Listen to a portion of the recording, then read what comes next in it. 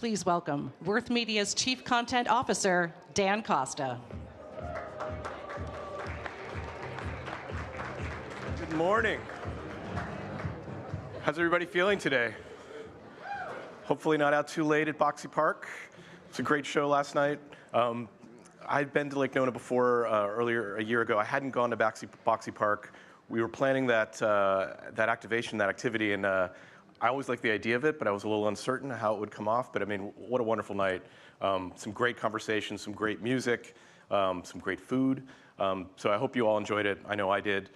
We've reached the last day of our conference. We have a lot more programming for you. One thing I'll say in terms of the program, as you heard the voice of God say, we don't have any breaks scheduled over the next couple of hours. That's intentional. We have a lot to cover, and we want to give the most content to you as possible. The one complication is if you haven't checked out of your hotel room, checkout time is noon. If you want to step out, check out, leave your bags at the front desk. They expect that to be happening. Totally cool. So just want to give you a little bit of a heads up there. Picking which panel you want to skip might be a little difficult. Also intentional. We've got a lot to cover this afternoon. We're going to talk about AI in marketing, which is currently being used in some fascinating ways. Kevin Lee's going to talk about that. We're going to talk about AI in robotics, and again, get some real-world examples of how AI is being used for FedEx to actually decrease worker burden, injuries, and so forth. A great conversation coming there. And of course, we've got a conversation right now. We've moved the schedule around a little bit. We're going to launch with Craig Mundy. Craig Mundy is the president and CEO of Mundy Associates. He's also been an advisor to OpenAI and to Microsoft. He's a great thought leader in this space. I have an interview with him that's in the Worth magazine that's out front. You can grab that. He's also on the cover of that magazine. There's a couple of great AI pioneers on that cover, and he is one of them. And we're just really lucky to have him here and to get his insights. So without further ado, I'm going to bring Craig Mundy up to the stage, and we'll ask him some questions. Come on up, Craig. Good to see you, sir. So when we did our interview a couple months ago now, you said the phrase, you called AI a polymath. Yep. And I was like, instantly grabbed it. I was like, that's a good headline. So I used it for the headline, and then I used it for the title of this talk today. What do you mean when you refer to AI as a polymath, and what are like the unique facets of that? We know what the word means, but like applying it to AI, I think is really insightful. Yeah, as you know, I mean, human polymaths are people that have a very broad understanding, perhaps in multiple domains, or specifically in multiple domains, and they have an ability to integrate that because it's all in their head. As we train these bigger and bigger AIs, they are being trained on essentially all the world's information. So to some extent, they're the ultimate polymath. I think importantly, one of their greatest contributions, and one we haven't talked that much about here yet, is the ability for the machine to reason across this incredible array of things that it understands. And unlike a human who has a tough time sweating the details, you might remember quite a bit about a lot of things, but it's hard to go deep on everything. These machines kind of have both. They have breadth and depth. And so as they become more and more potent reasoning engines, their ability to solve problems that humans can't solve, I think will distinguish their contributions. And we're growing into that phase now. It's difficult for people to step far enough back and think about how to organize a problem-solving activity around this polymathic capability. But I think the more they do that, the more they'll be pleasantly surprised with the results that they get. So I think one of the ways large language models have been explained is that they're predictive engines. They're taking large sets of language and they're just anticipating what the next word should be and then creating that, and that's how they generate these results. It seems like what you're talking about is something like more like genuine reasoning. Well, I think it's true that while these machines have been built using algorithms that are sort of based on prediction, my sort of curt answer to people who say hey, these things only predict the next word is, well, if that's all they do, then that's all you do, all right? And in fact, a lot about the human brain is all about prediction. Our brains aren't fast enough to allow you to do things like walk down the stairs if you were trying to operate this as a closed-loop control system. So your body learns how to predict what it has to do to go down the next step. So is that just does it reason or doesn't it reason? Mm-hmm. I think most of the people that are close to these things now undeniably think that these things are already doing reasoning. And the reasoning and the stepwise progression through problems, it will be the next phase. Today, you tend to give it one question in one context, and it kind of gets you one answer. And there's some reasoning that goes on in there. But this chain of thought type of reasoning will emerge, I think in the next short time. And then the potency of this will be even greater. I think one of the things that's happened in the last couple of weeks is OpenAI has announced this sort of AI app store of multiple ChatGPTs. I think we've moved from the age of people think of one large language model, one ChatGPT. Now there's going to be a whole array of them with different skills and different abilities. Can you just talk a little bit about how that's transformative? Yeah, I think it's important to realize that the App Store is not going to have, 1,000 or 100,000 or 1 million copies of the base foundation model. So these GPTs that you're creating are really just, things that are added to the base model. I think that's also an important thing to realize is it's sort of the big difference between machine learning, which in many cases has been rebranded AI over the last decade or so because it was sexier. But the true AI capabilities are only now emerging. And in that environment, the ability to teach these things that are already very smart, it becomes a lot easier. So why can OpenAI now tell you, bring your own data, build your own capability by adding it to this thing, and then these little plugins, if you will, are something that are going to be saleable in an app store. To me, this is sort of an example of what we have seen in the computing industry over the last 40 years happen over and over again. That you take a concept and you offer it to people, and you realize that it really had two parts. It had a platform part and an application part. And all platforms initially get established by some killer app that people just love. They take it up really quickly. It causes diffusion. When the platform's out there, it creates an opportunity for other people to, say, build on top of it. And so if you look back to the history of the personal computer, the phone, and now many of the big web services, they all started with something that everybody wanted to do, make phone calls or send text messages, browse the internet, do email. And if you think about when the iPhone was launched, it only had 4 apps built in. There was no app store or anything else. And once the phone gets more and more distributed, just like the PC, then all the developers come along. I think we're at that moment now with this launch by OpenAI a week ago of this new capability to add your own agent to some extent. I think this agent concept is really going to be super important, and it'll be the way that these machines are packaged and enhanced, just like you keep adding things to your phone to do more of the things you want to do. And so I think, in a sense, ChatGPT, now 1 year in, was the killer app of AI. And you could see that with the fastest adoption in history of anything. And now that that's out there, you've got a developer community that's building around it, and you're going to see an incredible array of things built on top of it.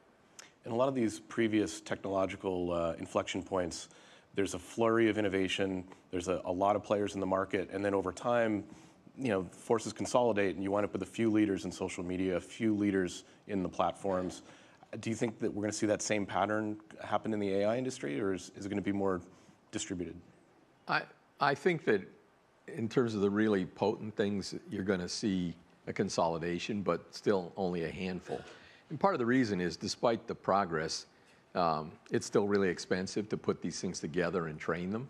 I don't see that cost is going to collapse dramatically in the next 5 to 10 years. And over that horizon, we can see almost an unlimited ability to keep making these brains bigger and smarter.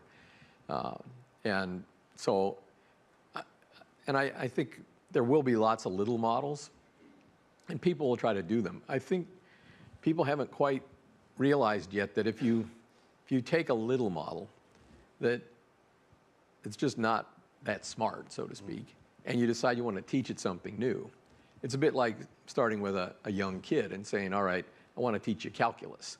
and you say, well, gee, but I don't have that much basis to learn calculus, so you better show me a lot of things to let me figure this out.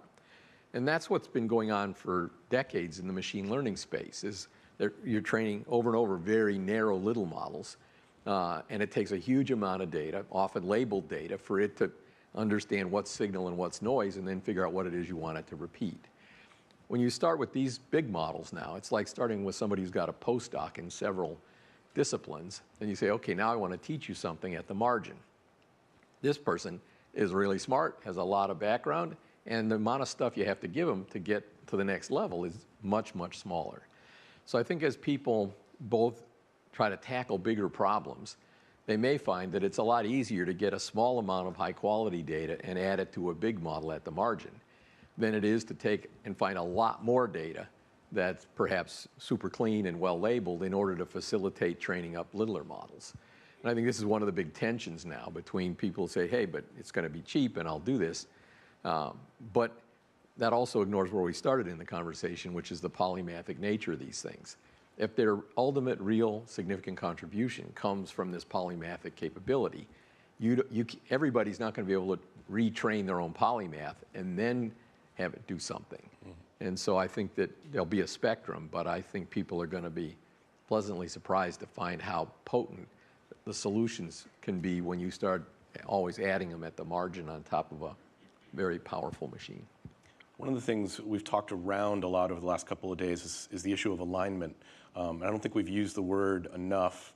We've talked about the promise and the peril and the risks involved in, potential risks involved in AI.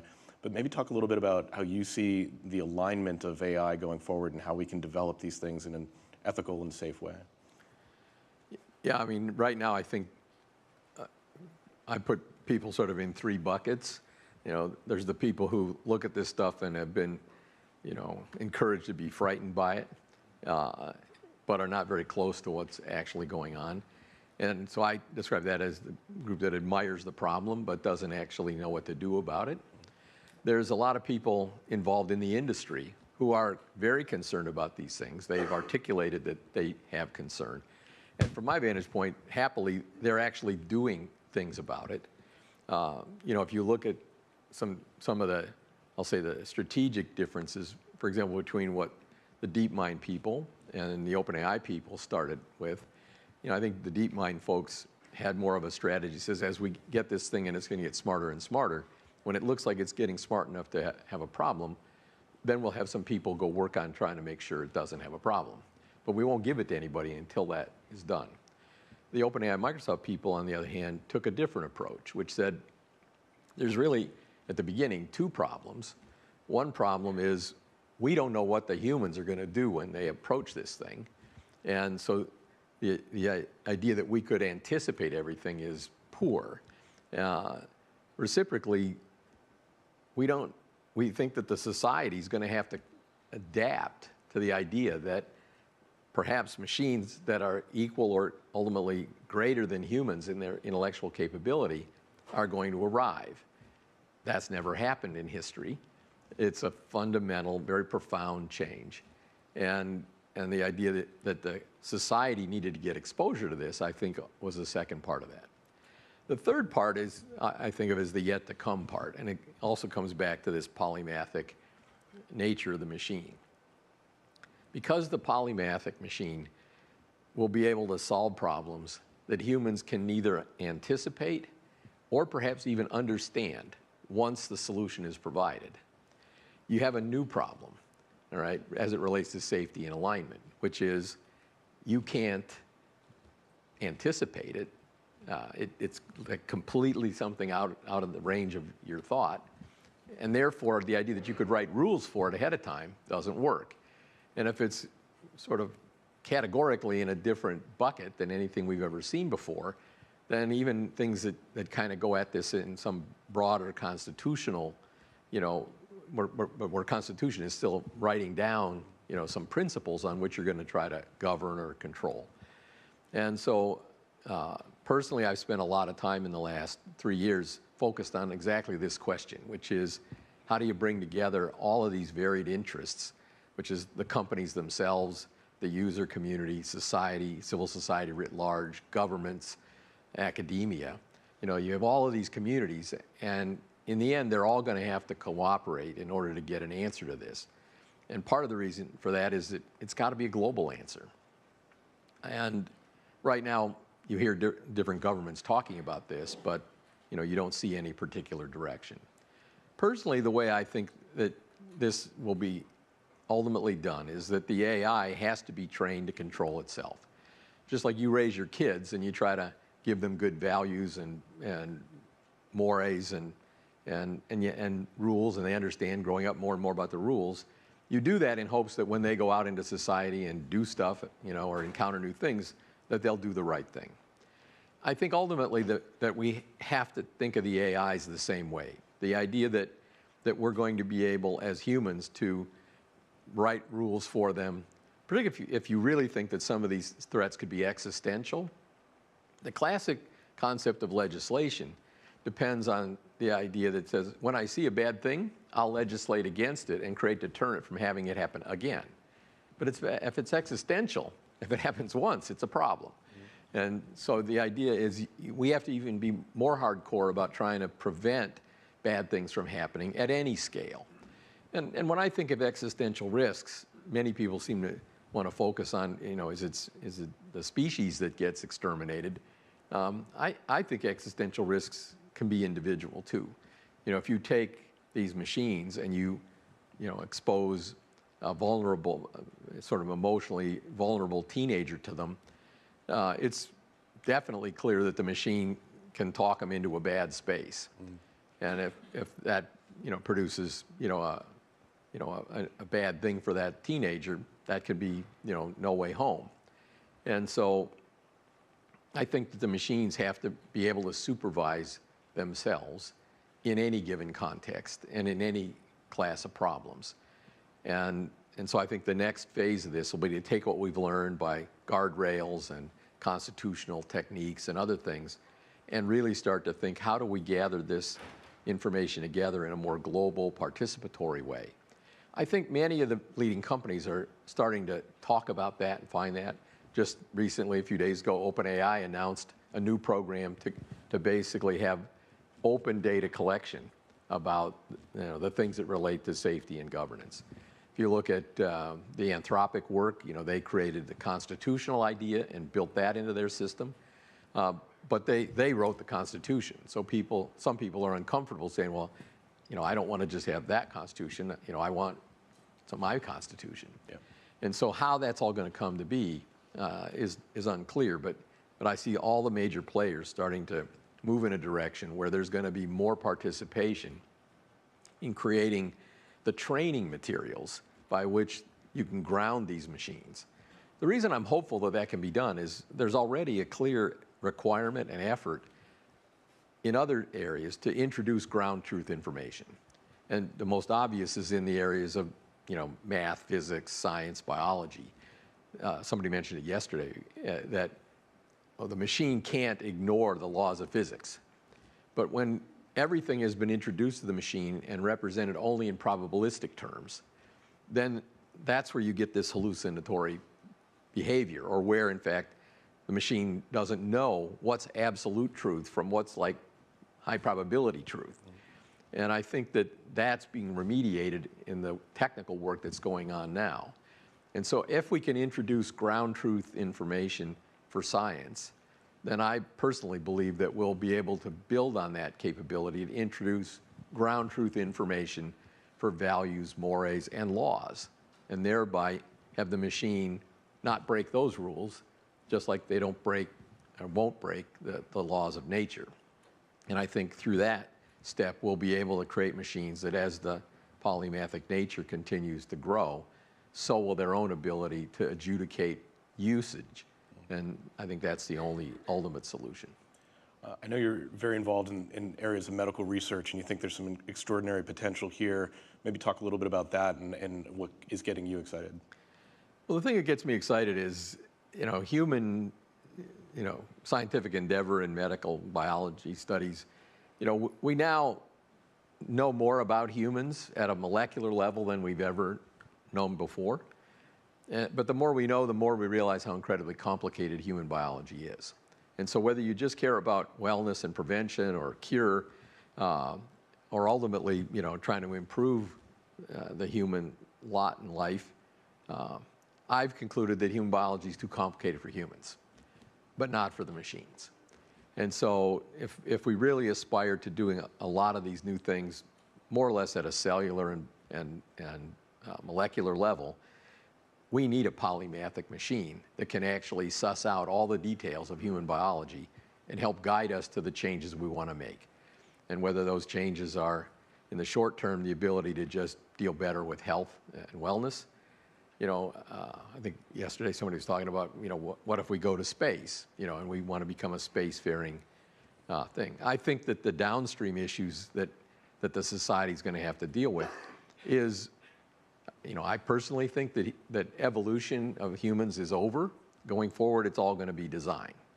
And these machines will help humans design what changes they want to make. And so while people have been concerned historically about what that implies from an ethical point of view, I think it's inevitable that as we decide we're going to send people to live in space, we didn't evolve in space. We're not super well engineered to be there, but we could probably fix that if we want. And so the question is, how does broadly the human society decide to handle these questions? But I think we're going to have a set of tools that'll allow us to do those things, just like we've mastered tools that allow us to deal with all the physical things in our world.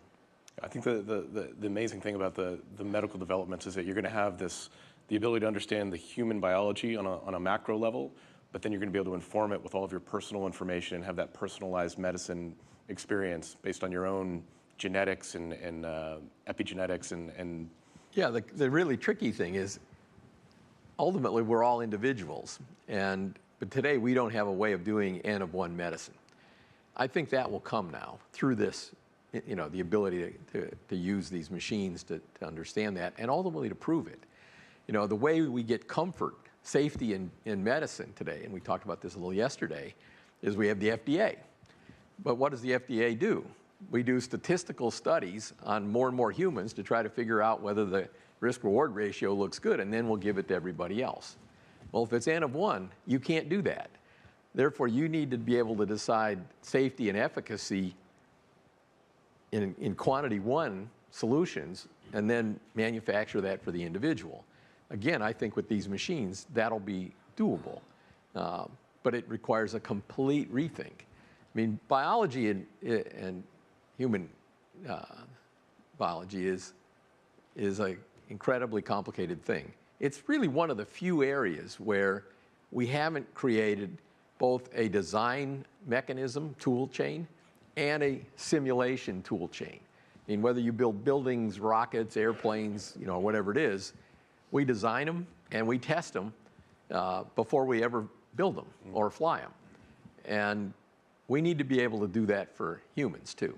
We need to be able to know that, if you have a disease, whether genetic in nature or, came from some other cause, if you want to intervene and fix it, you want to do at a root cause level.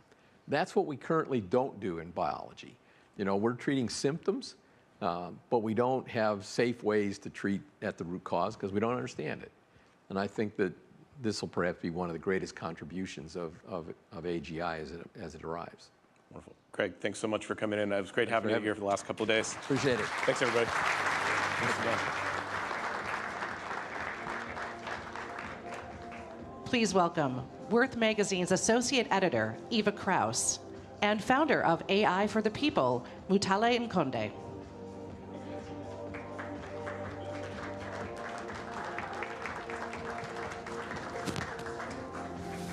Good morning. Good morning. So I am Eva Kraus. I am staff editor at Worth Magazine, and I'm here today with founder and CEO of AI for the People, Mutale Nkonde. Yes. Hi, Mutale. We're so excited to have you here. So I'm going to let you introduce yourself. Can you tell us a little bit about who you are and what you're doing? Yeah, sure. Good morning, everybody. My name's Mutale Nkonde. I run I'm a member of civil society that the last panelist, Mr. Mundy, was speaking about. So we are a public sector responsible AI team, and we really focus and specialize in product policy. So much of what you've heard in the last panel, for example, with medical technology, we would look at that workflow and we would look at that engineering process and then look for areas of potential ethical concern. We would look for areas where we want to comply with all existing laws. And as technologies scale, that's obviously globally.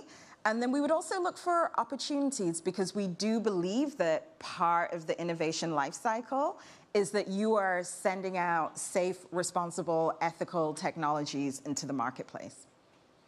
So as CEO and founder of AI for the People, what are the key objectives of that organization? We're really looking to work with governments to make sure that as these conversations are going on, we do some of that impact assessment work that was described as being a deficit within the bioethics field. So our key question is, looking at the AI product lifecycle, what will this technology actually do in the wild? And better still, what is the possible misuse of this technology? And I think one of the most famous that we all know was certainly with Facebook, where you think about this idea of going fast and breaking things, and then we break democratic governments across the world. I don't know that that was the intention, but had we had an impact assessment, that's something that we could have potentially looked at and then mitigated against. So that's a really great example. And I was wondering if you could share some other examples of ethical considerations that should be integrated into AI development. Yeah, so last week I was part of one of Senator Schumer's AI Insights panel, and we were specifically looking within that session at privacy and liability. So as we think about privacy, I think one of the things that the investment community and the AI community are really excited about is this idea of personalization. But in order to personalize products, we have to give up so much personal data that isn't just ours as individuals, but then it becomes an aggregate pool of data for which there is no governance system. So one of the things that we were looking at in that particular context was actually advertising. I know that that's coming up later, and thinking about how what we call fog data. So they collect everything about you to do a particular thing, but everything that's left over could be used at any other point and turned into another technology. What do we do with that? Is that something that we want to collect? How do we protect innovation? Because we don't want to say stop collecting data, because what we're then saying is stop developing AI. That's not a national priority, because China and other governments are going to keep doing it. But how do we do that in such a way that that data isn't going to be repurposed? Because I think one of the things that Mr. Mundy said really clearly was that we are engineering for the center. We're not thinking of use cases at the margins of the margins. And that's where things are really sticky. Yeah. So you've been very involved in AI policy, and I was wondering if you could elaborate on your experience as an AI policy advisor and how you have seen the landscape of AI policy evolve over the past decade. I'm just checking to see if this is alcohol. Policy, okay. I'm definitely an optimistic person. So kind of started that career in the last government. So just to level set, we were dealing with Paul Ryan as Speaker, Mitch McConnell, and Trump. Not that this is a political thing, but I was also then going in and basically saying, don't make AI racist. And they were just all looking at me and being like, it's not racist, go away, stop bothering us, and find something better to do with your time. So that's how that started. But what we were able to do from that position was really galvanize a lot of the work that was going on. I was at Harvard at the time with colleagues at Stanford and MIT that were looking at the margins of the margins. And then not just looking at the margins of the margins, but thinking about things like facial recognition. If we capture your face, most people have one face. What then happens to that data if it's not recognizing particular groups of people, people with darker skin, and then it's a policing technology? What is really the implications. And we were able to introduce the Algorithmic Accountability Act. And this was the first time that we talked about impact, that we can be, we're not living in a world where the machines are just going to take over and then they're just going to start, governing themselves and then we don't need That's not happening. What can we do as creators of these machines to govern them? And the analogy I always give is that when we invented the fork, we did not cut off our hands. So why are we so willing to invent this technology and then give away our decision-making power? And then that kind of, excuse me, started the ball rolling alongside January 6th happening, and then how algorithmic systems and platform companies were responsible for some of those groups, that those messages fermented. OpenAI happened, right? All of this. So as I think the news cycle caught up to the fact that AI is a thing, the governance conversation matured and changed. And we're kind of in this place where government wants to know what the technology is going to do and that it's compliant. Government also wants to know that this is going to be profitable and that we are going to outstrip our competitors. I think I'm a new American. I became an American in 2020, but the intellectual property that we have in this country is unparalleled. So how can we put it towards these problems? And then I think we want opportunities. I mean, America's a capitalist country and people want to get rich. So how are we going to get rich from this? And then how are we going to be richer than everybody else? That's kind of my read on what they're saying.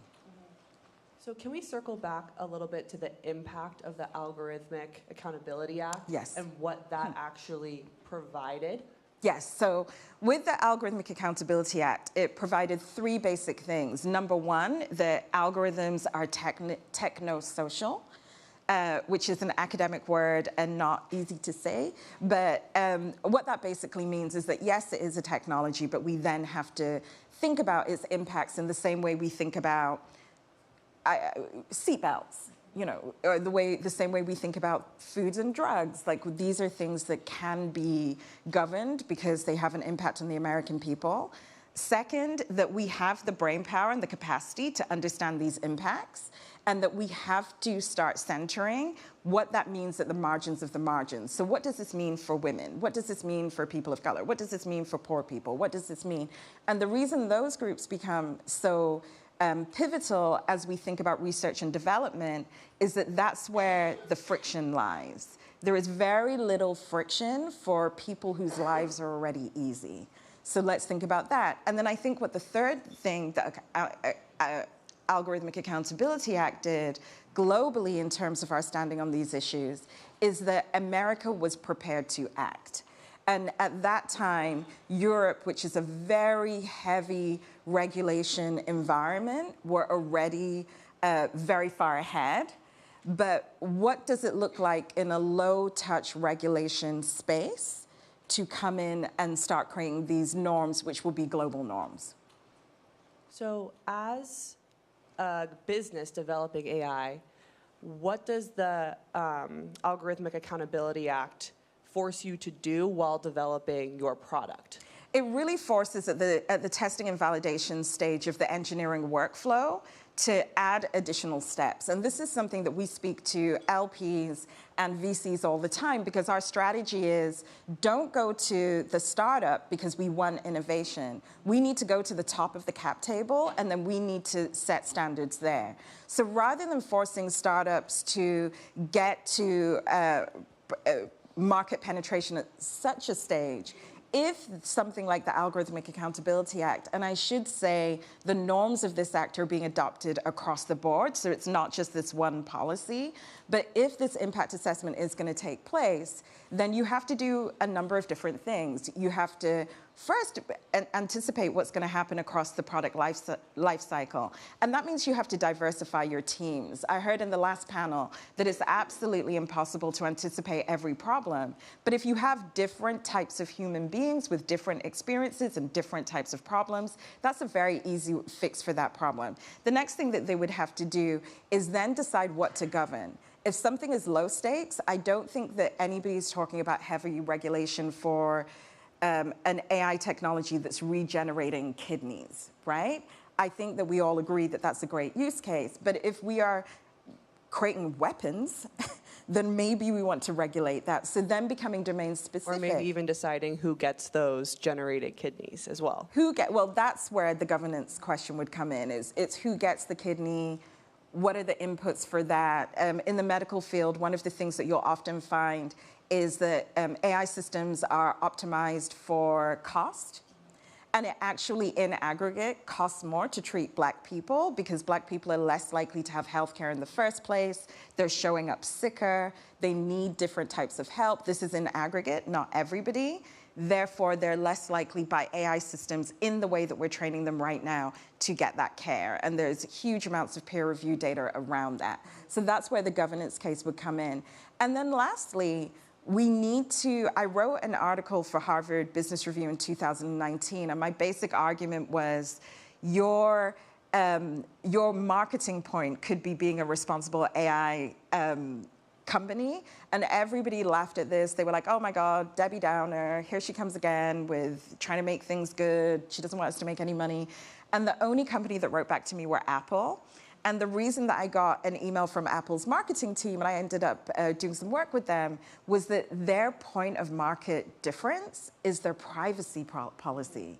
And they were saying, Tim Cook understood early that by protecting people's privacy, you also protect your consumer. And I think that's what I would want folks at the top of the cap table to optimize for and to look for in their startups. Yeah. And AI for the People works as an advisor in a couple of different capacities. Yeah. And you, by no means, don't want people to make money off of this. So I'm going to jump ahead a little bit. But AI for the People advises limited partners in the funding community on integrating ethical approaches to AI development. What specific challenges do you see in achieving this integration, and how do you address those? Usually it's the size of the investors. So institutional investors usually don't have a problem like this. So if you're speaking, I don't know, to the investment board at Harvard, they're already aware. I'm not saying that they do this, by the way. I'm just saying that they are aware. Nobody's getting sued. It's okay.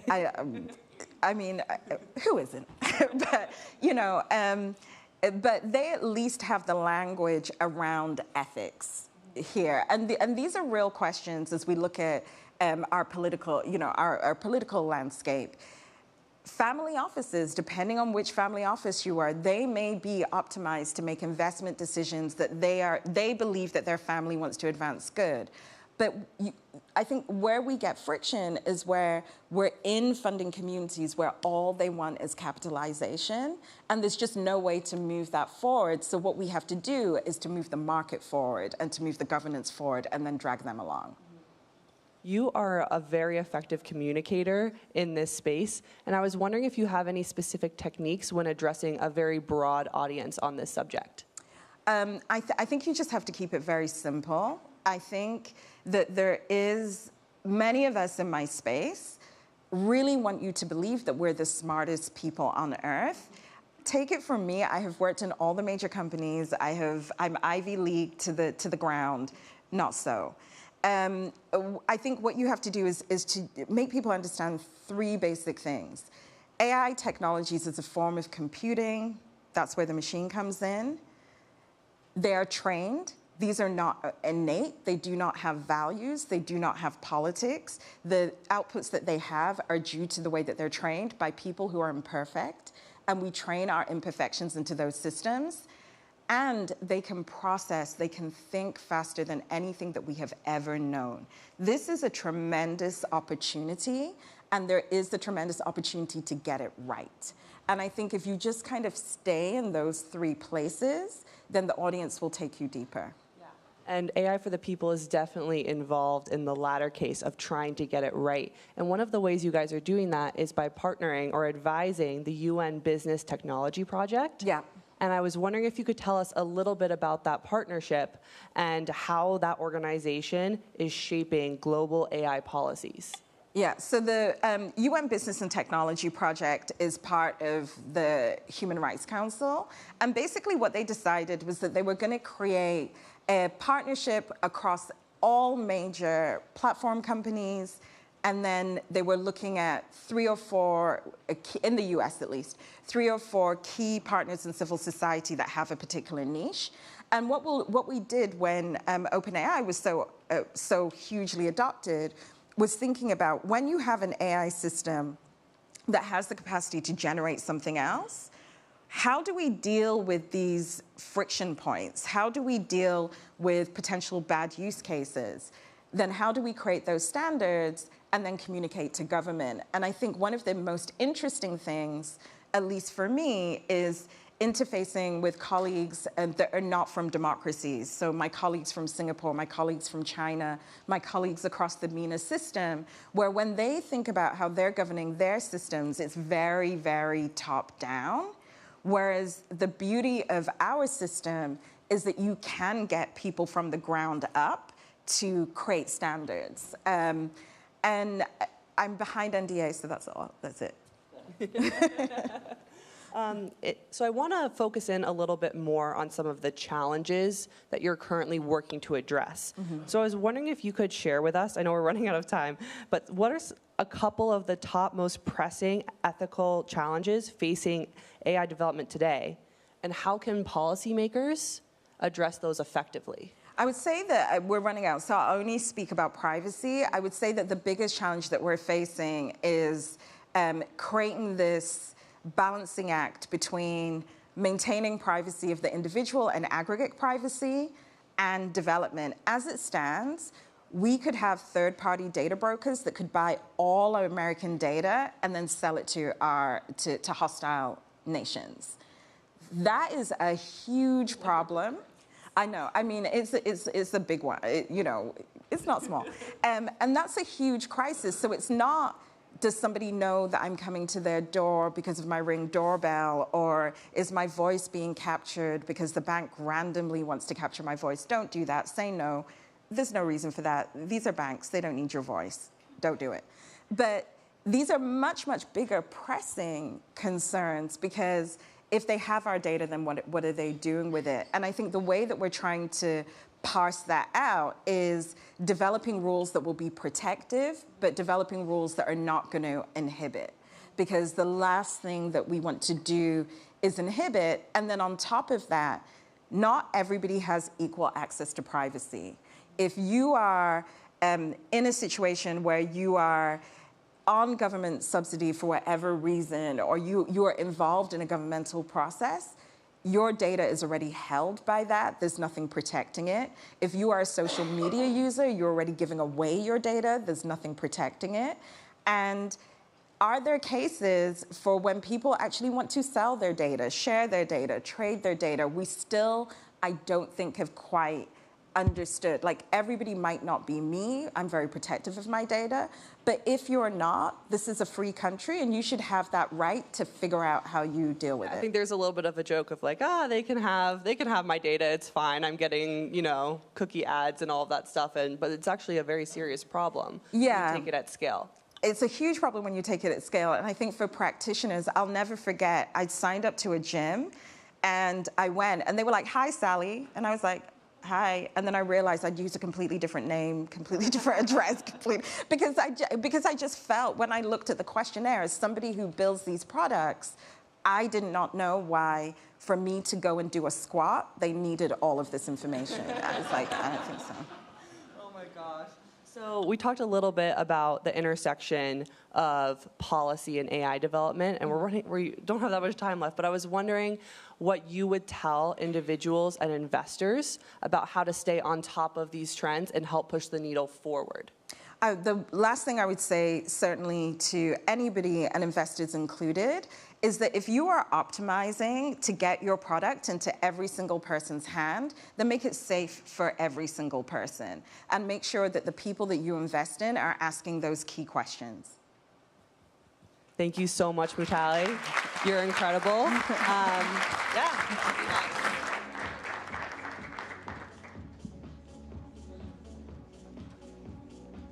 Please welcome Research Director of the Learning Agency Lab, Perpetual Bafour. All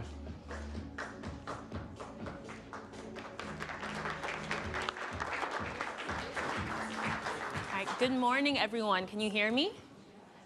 Okay, wonderful. So I'm very grateful to be a part of this ongoing conversation around the promise and peril of AI. My focal point will be focusing specifically on AI in education. And so even though there are legitimate risks and concerns when we're thinking about integrating AI into the classroom, I'm actually going to be focusing a little bit more on the promise of AI in this setting, showcasing promising examples of how we can apply AI to solve educational problems in an equitable way. So I think the big idea here, if there's anything I want you to take away from these next 10 minutes, is that we can't simply put AI in classrooms for its own sake. So we can't simply build educational AI just for the love of it, just for the fun of it. We actually need to be really intentional in shaping these technologies so they're aligned with the research evidence of what actually works in education. And so the big trend or the big principle here is that we need to connect the latest science of machine learning with the latest science of student learning. So as an example, what does the research literature actually say about effective instructional practices? And how do we design and shape AI technologies so that they're aligned with these proven practices? And that's one of the hallmark principles of an emerging field called learning engineering. We're taking this cross-disciplinary approach, pulling from the field of computer science, pulling from the field of the learning sciences, pulling from the field of the instructional design, bridging all of these different schools of thought together so we can essentially build a classroom that's aligned with research on how students can effectively learn and how teachers can effectively teach. And one example of this is a project that I was fortunate enough to work on as a part of my organization, the Learning Agency Lab. We worked on this project called the Feedback Prize, which was thinking about how do we align the latest advancements in AI to solve a really important problem in the US. So in the US, as I'm sure many of you might already know, most students lack key writing skills. So if you look at the national data, you'll see that only a third of US students actually graduate from high school proficient in their writing ability. And this statistic gets even more egregious if you look at historically marginalized students, such as low-income students, students of color. This statistic actually drops to about 15%. So we have this fundamental problem where students aren't able to write effectively. But there's also this growing body of research that shows when students experience regular, timely, and formative feedback on their writing, you can actually see an improvement in their writing skills. Now, it seems like that would show, okay, problem solved, right? But unfortunately, there's another roadblock because teachers are overwhelmed with all of the student work they have to grade day in and day out. So even though research is showing it's not enough for a teacher to simply assign an A, a B, a C, a D, or an F on a student essay, teachers are also feeling overwhelmed with the grading burden. And this is where the promise of AI comes in, because AI technology, specifically automated writing evaluation systems, can support teachers in the classroom because they're able to automatically assess student writing and provide that granular, personalized, specific, and constructive feedback as an aid to teachers in evaluating student learning.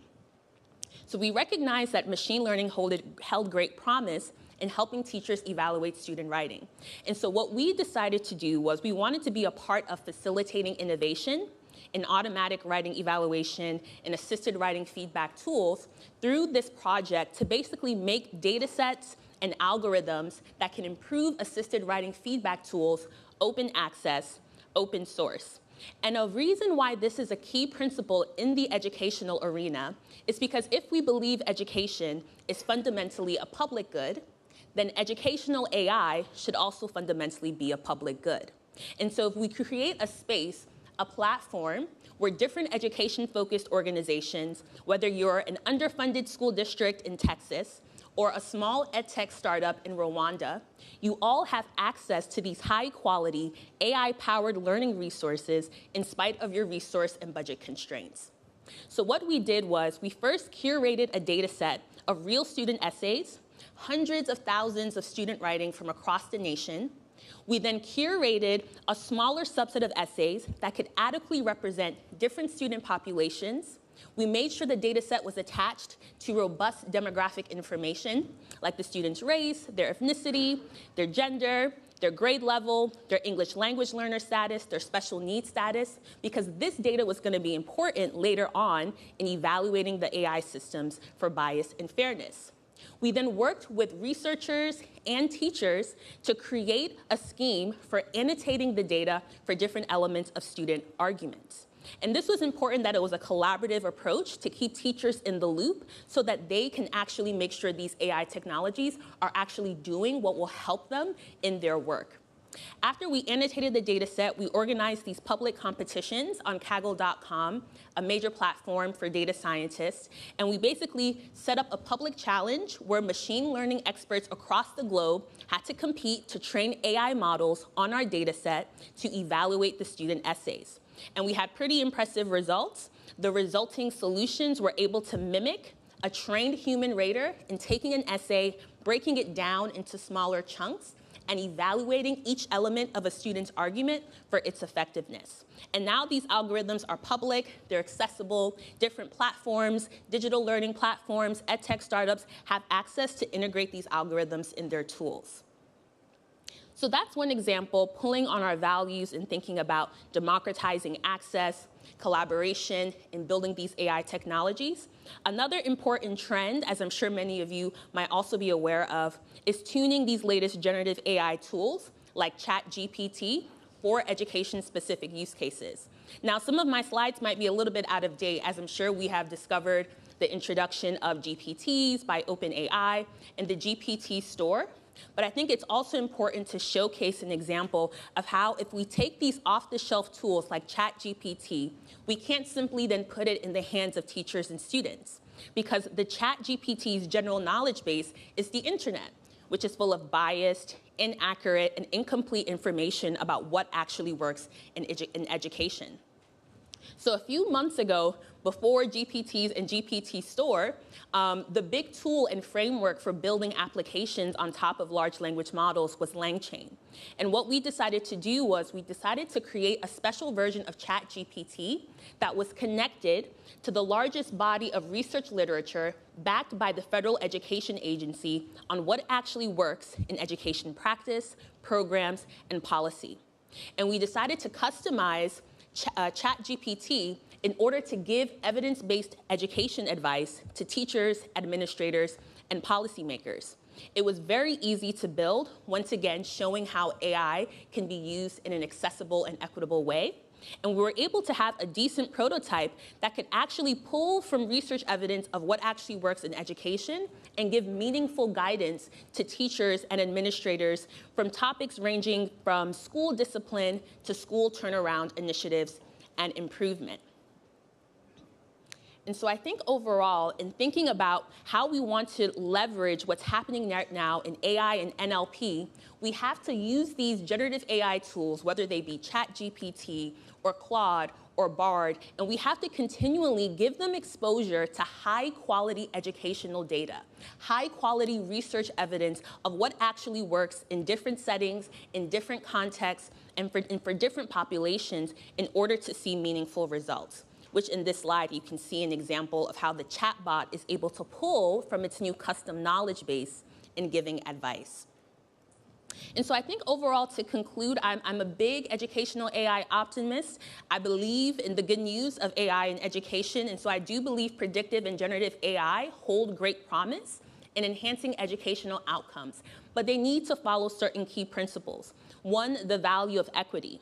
Making sure that the data that we're collecting that's being used to train these AI systems are attached to robust information about students, about teachers, so that regardless of who we're serving, regardless of the geographic location, of the economic development status, of the student's personal background, these tools are not harming them in an egregious way.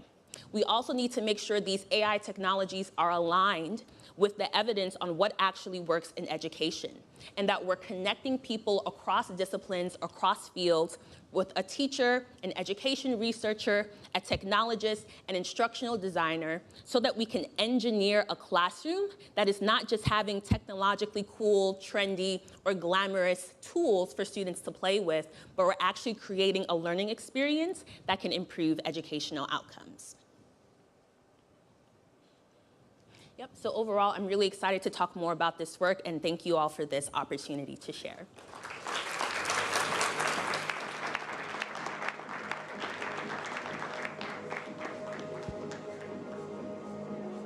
Please welcome Dan Costa and FedEx Corporate Vice President of Operations, Science, and Advanced Technology, Rebecca Young.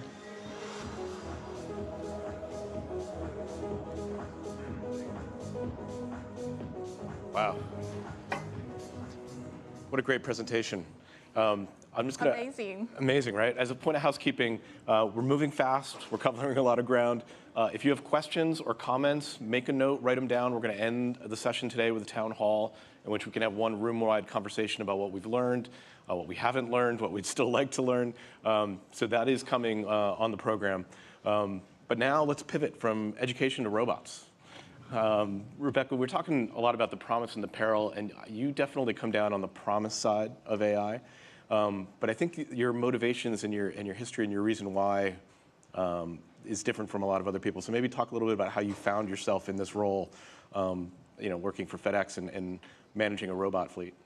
Yeah, Dan, I talked to Dan a little bit about my background, and I'm actually very inspired by X yesterday. And so I'm going to share a little bit about my personal journey, what led me to today's role as Corporate Vice President of Advanced Technology for FedEx. I lead a group of amazing, passionate people. We focus a lot on using robotics and autonomous technologies to help shape the future of FedEx. But I have extremely humble background. So I grew up in the 70s in a village in China without running water or electricity.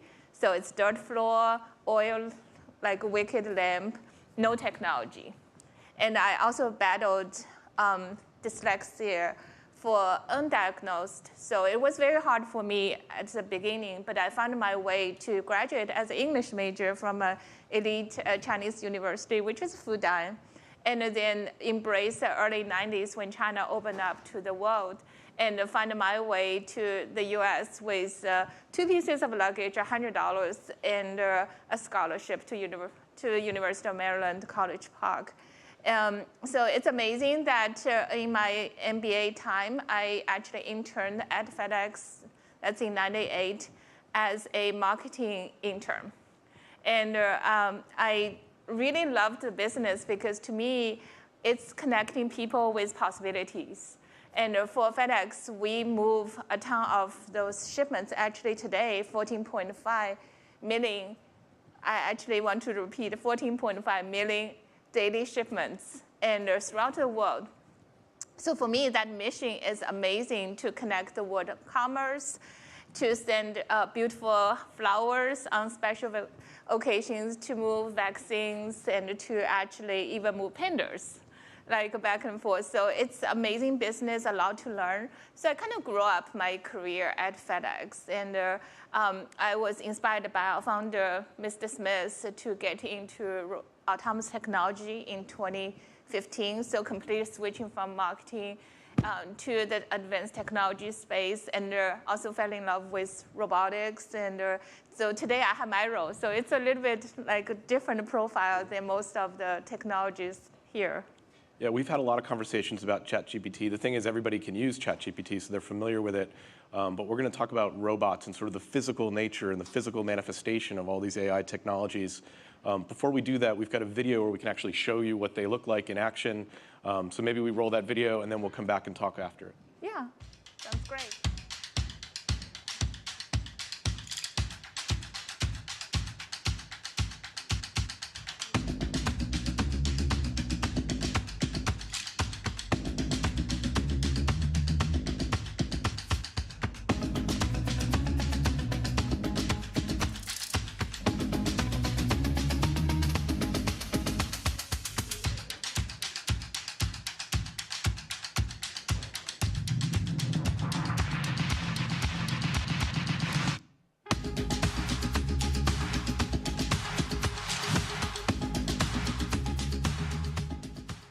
So pretty cool.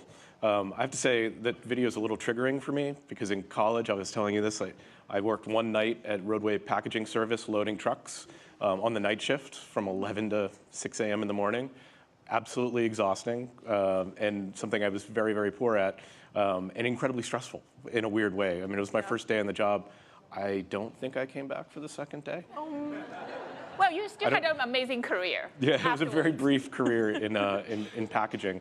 But talk to us a little bit about what we saw happening there in terms of the robots and then the technology that goes into making those decisions and actually loading those trucks. Yeah, so it's like what you, I mean, so far we hear a lot about the generative AI, the chat GPT type of technology. And as many of you know, that's one form of AI, and which I call it the language major.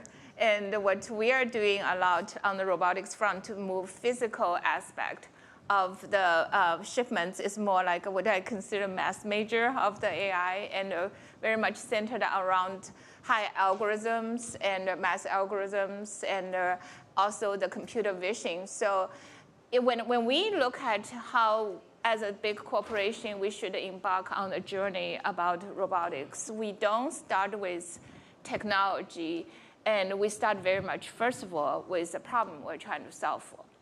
And then match to say what type of technologies that can suit our needs. So in our world, I mean, robots are not new. If you look at robotics, like automotive industry started with robotics technology many decades ago. And they do very precise tasks. And for us, it's actually not very helpful because in our work environment, we have, say we have 14.5 million daily shipments. They all come in very size, shape, weight, and packaging materials. So what you see in the warehouse environment where robots can move the same size, shape, or like standard SQU type of robots are not very helpful for our environment. So we needed to extremely advanced robotics AI-driven technologies. And that's because there are 3 characteristics kind of like we have to really manage through the robotics technology. And the first is our packages are mixed. The different various size, shape, if you change all the dimensions, you just make the robots a lot harder to work. And then you also have randomized shipments because we move shipments based on where we pick them up and deliver them. So we don't kind of stage which package should show up in front of the robots. It very much depends on what's real time coming down from sortation. And then the third one is high throughput. We don't keep inventory. We're very different than warehouses. So we have extremely short sortation windows because everyone wants your shipments to be on time. So if you put a trifecta together, the mixed shipments, real-time randomization, and also the high throughput, we all know that's an extremely difficult problem for robots to solve for. So what we see is a huge breakthrough in AI over the last actually several years, driven by 3 core technologies, which is the very advanced computer vision, because to me it's more robots can see better now, and the GPU advancement driven by everything, crypto, like gaming, so the computers can processing a lot faster, and finally the kind of very advanced AI algorithm. So those 3 converging forces are making robots a lot smarter. So what we see is not the hardware side of robotics technology, like robotics arms, it's more the brain. That's very much needed for our operations, and also those kind of truck loading as one example of the key initiatives we are working on. We target to make our team members' job a lot easier. As Dan said, it's a very physically strenuous job. So we're excited about leveraging the AI-driven robotics technologies to solve the problem. The other thing that's it's not obvious if you haven't loaded a truck like that is that it's a very tactile sensation. Like you're picking up every package. You don't know how much it weighs when you pick it up. And that'll decide where it gets placed in the truck and how it gets stacked. And the robots have to sort of make those same decisions and process that information the same way a human would. Yeah, absolutely. And then you're definitely, even you just did it one day, you definitely mastered it. I did it one day when I was 20. Yeah. I definitely don't want to do it now. And, but you clearly hit 2 of the key challenges. One is the space.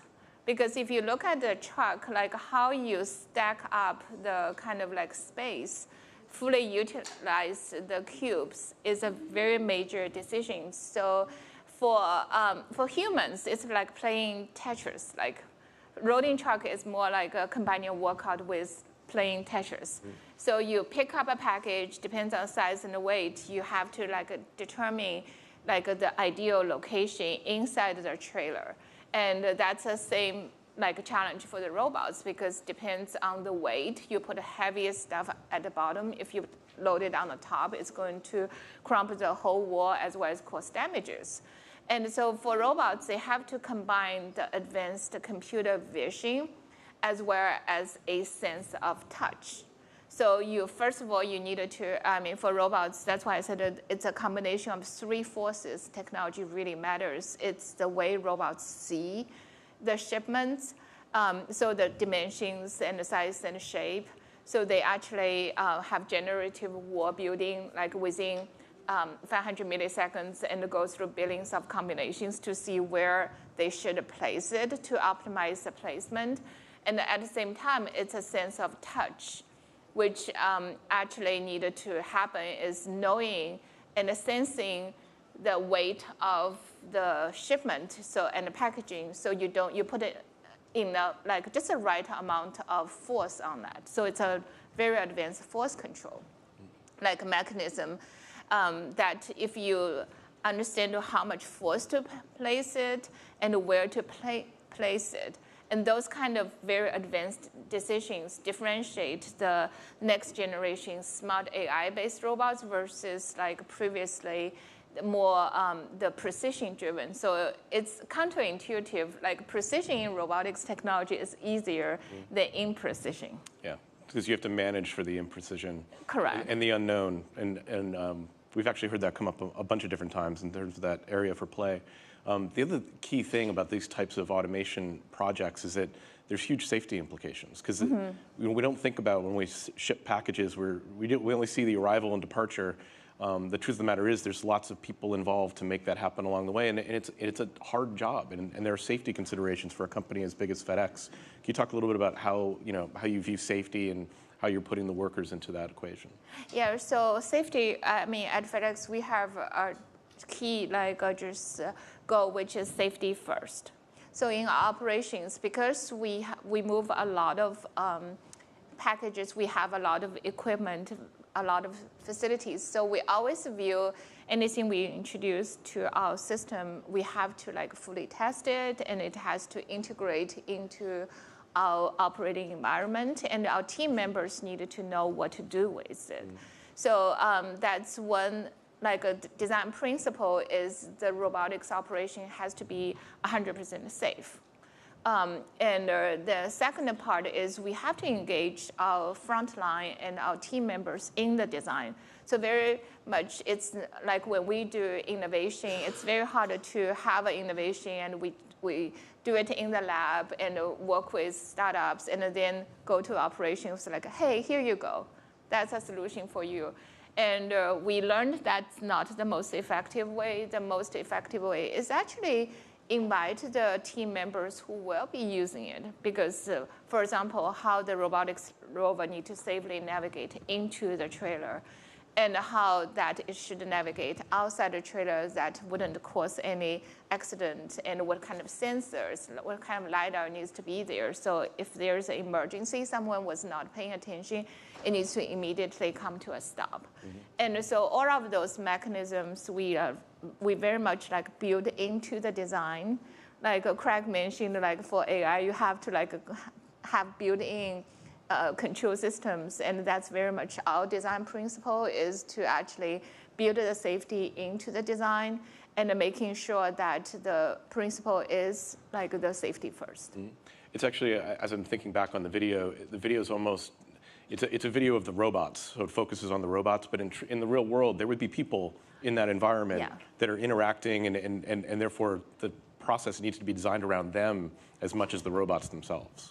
Absolutely, Dan. So to us, it's not just the technology, and in order to make it applicable to an environment like ours, it's people, process, and technology. So we have the technology, we have to like take into considerations the human-machine kind of interactive environment and also the processes. What are the key control mechanisms? What are the safety procedures? What's the operating menu for those? And so all of that has to be really down into the kind of development at the beginning, not like an afterthought. It's pretty much like a key input to the design, and so that we can actually translate into advanced technologies into really business values.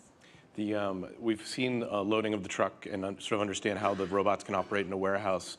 Are there other robots or automations that FedEx is using to sort of speed up delivery of packages? Yeah, we are looking at a lot of those kind of,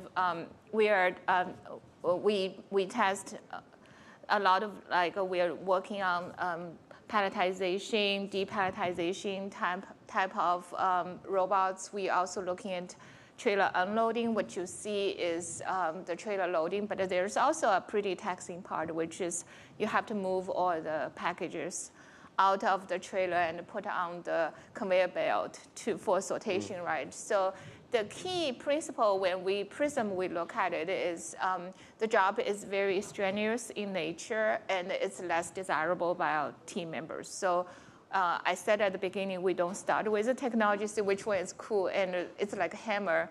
You go to the business and hit a nail. We view that as less effective. So for us to really generate the best value, to make our team members' jobs easier and more productive, is to listen to them and see what are the jobs they actually is harder for humans to do, more strenuous in nature, and then work on those. So it's very exciting field. And what about self-driving cars and trucks? I mean, we are all familiar with FedEx trucks running all across our cities and up to our houses. Have you experimented with any self-driving cars or automation in that space? Yeah, some of you probably heard we actually announced in the news a couple of years ago about like with Neural on the last mile, and also Aurora on the line haul. So we have very similar design principle is like lead by safety.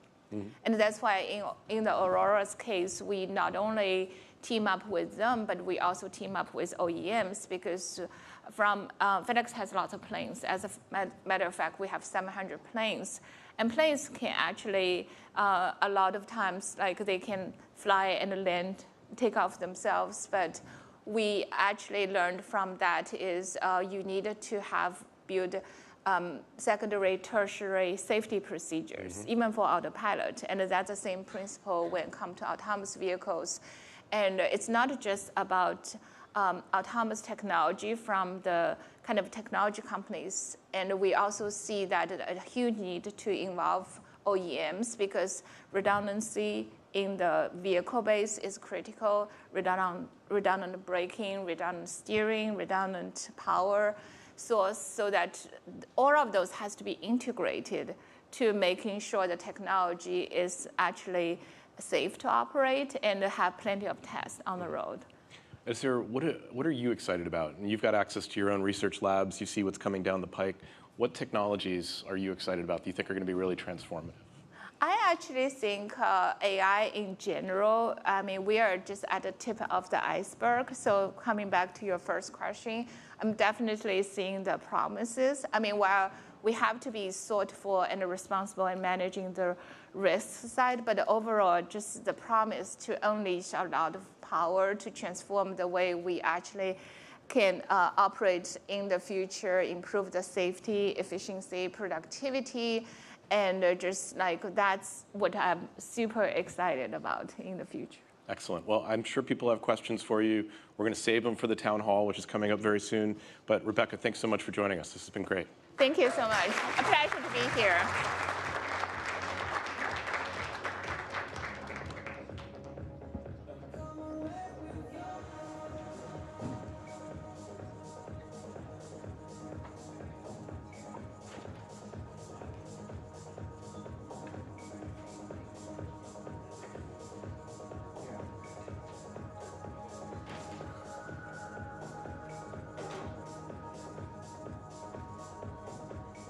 Please welcome Jim McCann. KPMG's Managing Director, ESG, Social Strategy, Cherise Dean, and Microsoft's Worldwide General Manager of the ServiceNow Business Unit, Catherine Kennedy.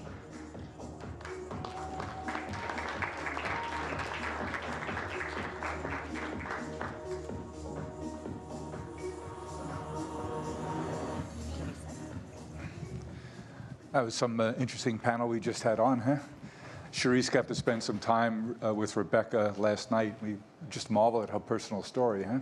She's probably the poster child for perseverance and what loyalty in our society looks like now, given that most people aren't loyal to their companies. She's the poster child for it. Being born in a village in China with no water, no electricity, and now running robotics at FedEx, that's a pretty good accomplishment. I think there's a little testament to fortitude and grit. We're here to talk about partnership, and there's some really interesting things going on in the world of partnership. I'm blessed to be here with Cherise Dean and Catherine Kennedy.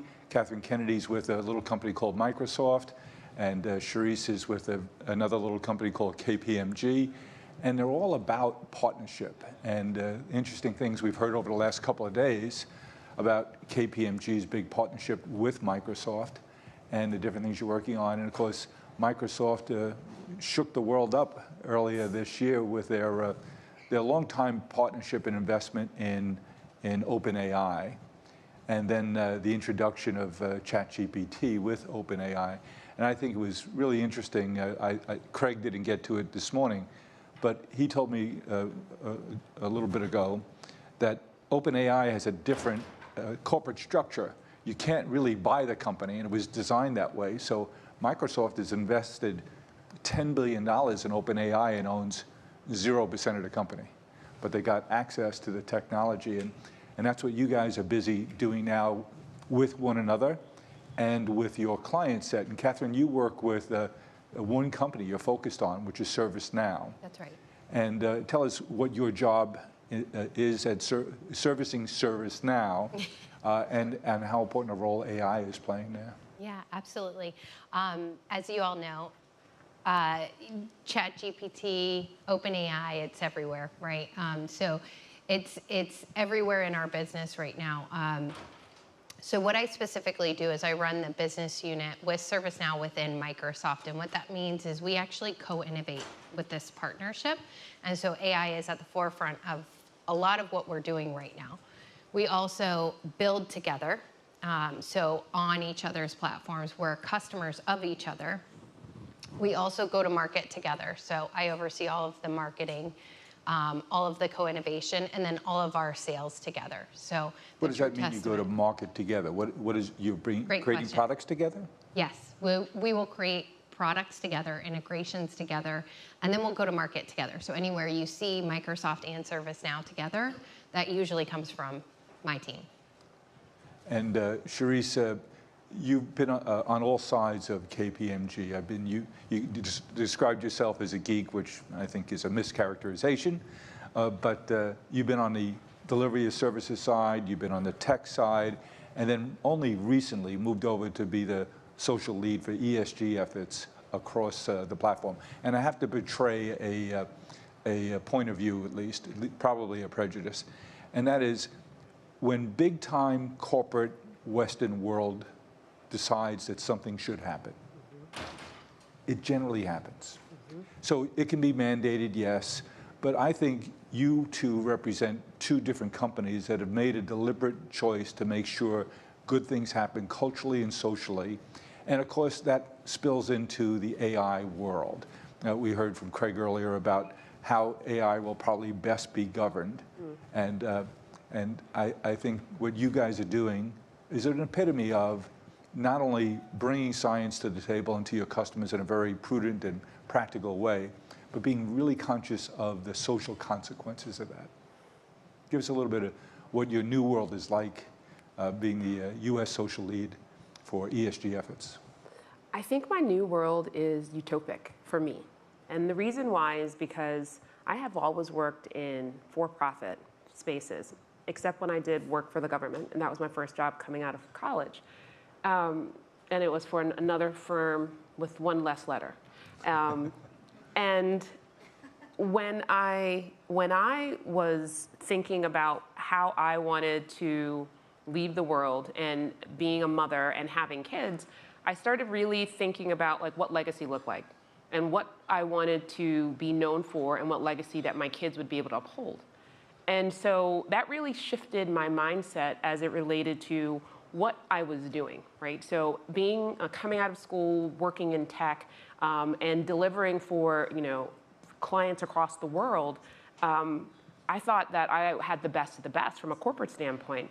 But when you start thinking about the impact that you're making, and you realize that while you think you're doing this amazing thing, building software or delivering profits for your firm, when you think about what you could do if you just pivoted slightly and thought about how you could impact people with those profits and or include them in increasing profits so that they had a positive outcome and a positive outcome for the community, it's not a big shift. And so I was asked to take all of my background in tech, in operations, across all of the industries, and I've worked across 5, and including tech, and take that and help our clients solve those problems or come up and I would say overcome the challenges of how they should think about being socially focused, socially impactful, but also driving value. And so the way that we think about social at KPMG is we drive authentic value for our customers, for the community, and for our relationships, i.e. our suppliers, vendors, and partners. And we can do it in a creative way, and we can do it in a value productive way. And that makes it very easy to then have partnerships with companies like Microsoft and ServiceNow, because we recognize that for-profit is going to be responsible for the shift. Yep. It is not going to just be government. It is not going to just be community-based institutions. It is really going to be for-profit firms because we drive the outcomes and we drive the markets. And so when we understand that and then we can partner, we know that we can achieve great results. And so that's why our partnership has been not only prolific, but we're trying to move at the speed of AI in trying to start getting these outcomes out in the market. So a lot to do, a lot to see, but I think we have the right mind frame. It's the epitome of the old adage of doing well while doing good. Yes. And Catherine, you're at an earlier stage of the platform. How do you look at foundationally the AI tools that you build in the safeguards? There's been lots of discussion here over the last couple of days about the perils. Yes. And how do you guys think about appropriate guardrails?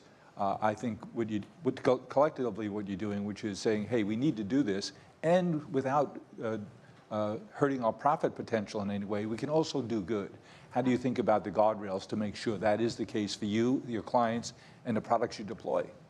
Yeah, that's a great question. So how do we think about the guardrails? I think, so first, we have to start by being inclusive, right? Having the dialogue with multiple stakeholders, from social scientists to community representatives, right?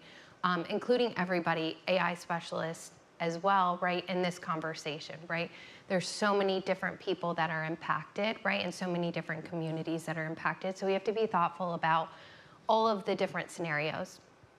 The next piece, I would say, on the guardrails is having transparency in our process, having accountability, and then also really focusing on the affected communities, right? And how what we're doing could impact these affected communities, right? So having this open dialogue, creating these transparency and processes, and then the accountability are absolutely critical to the success, right? But also being very cognizant that there's a lot of fear, right, and uncertainty out in the market right now. We see it every day, right? But you guys work for a couple of the most trusted brands and institutions in the country. So not only it's what you do, but how people perceive what you're doing that'll give them the confidence that, oh, if Microsoft and ServiceNow, aided and abetted by KPMG, are behind this product, they have to have some sense of confidence that your goals and intentions are good. That's right. I would say yes and no, right? Because they also dare you say recognize. no. I know, I know. I'm a mom, so I've perfected no. A mom of 3 boys, 2 of whom are in their teenage years. God help me. Lots of no. Lots of no, or not now. But I will tell you that we see it, right? So the reality is, because we're a for-profit firm, and we have the duality and the responsibility to demonstrate our stewardship out in the market, right? And that looks like us putting in the frameworks, to what Catherine was saying, putting in the frameworks, and then also communicating the frameworks. But it also is, we have to demonstrate that we're actually walking the talk that we say, which means we also have to have the teams and that are diverse and aren't, I would say, bias mimicking. We have to Bias mimicking? Right, meaning they look homogeneous. Like, we look homogeneous across our teams, that our leadership, right? And so it is, and because this is new, I would tell you that until we haven't yet gotten it right. It is so new that we're still building, and we're building quickly, but we're building together. There isn't enough people of diverse representation yet who can then therefore not only build, test, and then ensure the sustainment of AI.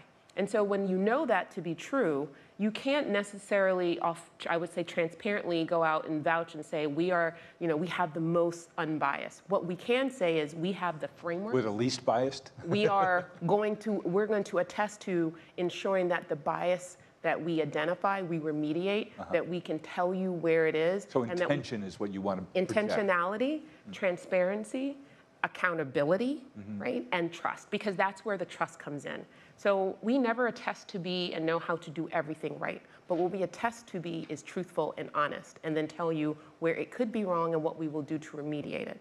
And so I think that in this space is critical, right? Because everyone can't, they know. If you said that you have figured out how to be unbiased, then you're lying. It's impossible. It's impossible, especially when you know bias has 3 different levels, at least 3, right? Human, infrastructure, and system. We haven't even solved those as a society. So how can we attest as 2 massive organizations to solve them so that we can deploy solutions that are going to mimic what society hasn't yet done?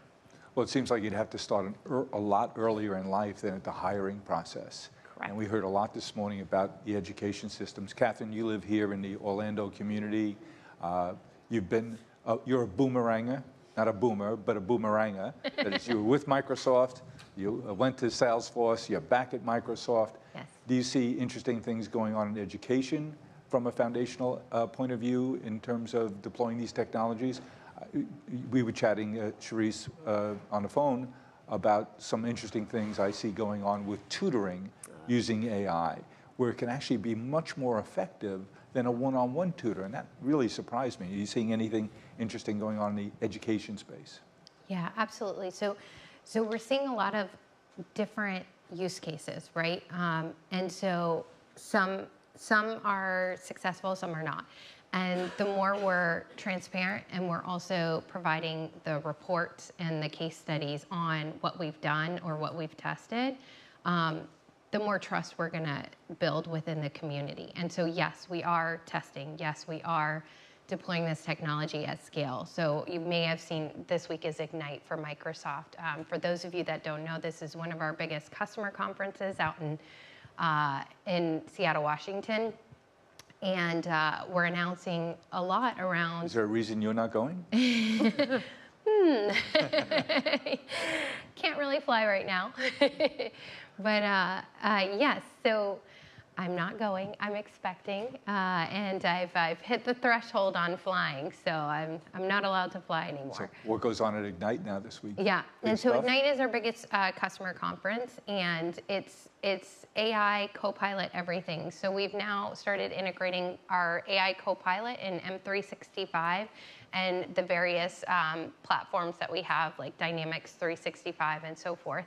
And so what you'll see is a lot of our ecosystem partners creating these integrations and these guardrails and starting to build in these additional safety layers and security layers, which we encourage and we co-build and we co-innovate with them, right? So lots of goodness going on this week, but back to your question on education, there is absolutely, we're already rolling it out, right? Yeah. Within our Office 365 and 365 platform. So it's almost like what I would describe as like an assistant. So you may have seen some of the demos where you can take a spreadsheet and turn it into a PowerPoint, et cetera. So they're very basic use cases, right?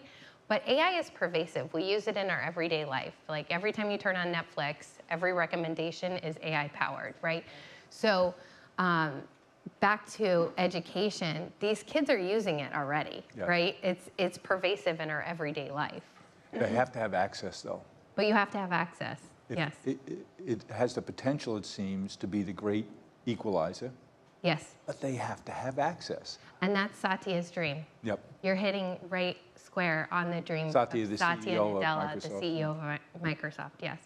He sees this as absolutely the opportunity to bring equity around the world, right? And start to reduce the bias and the inequality in communities, right? By making this accessible to everyone. So as you may or may not know, ChatGPT or OpenAI is actually a nonprofit.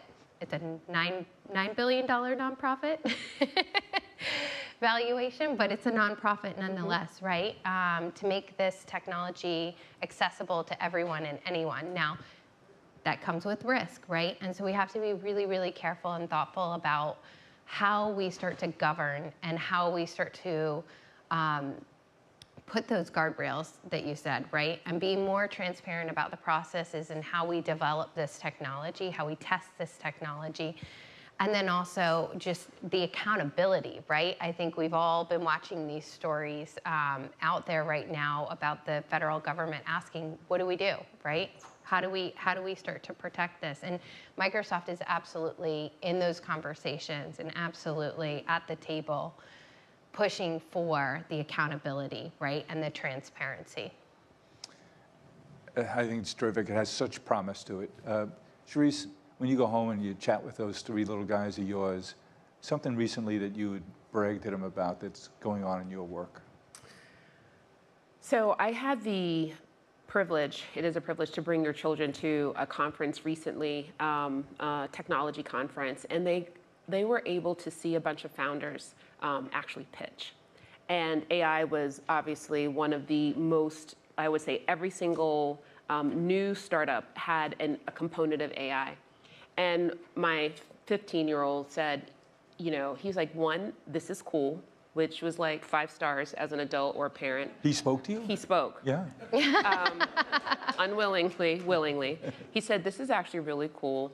And he said, Mom, AI is big. And I was like, just a little bit, yeah.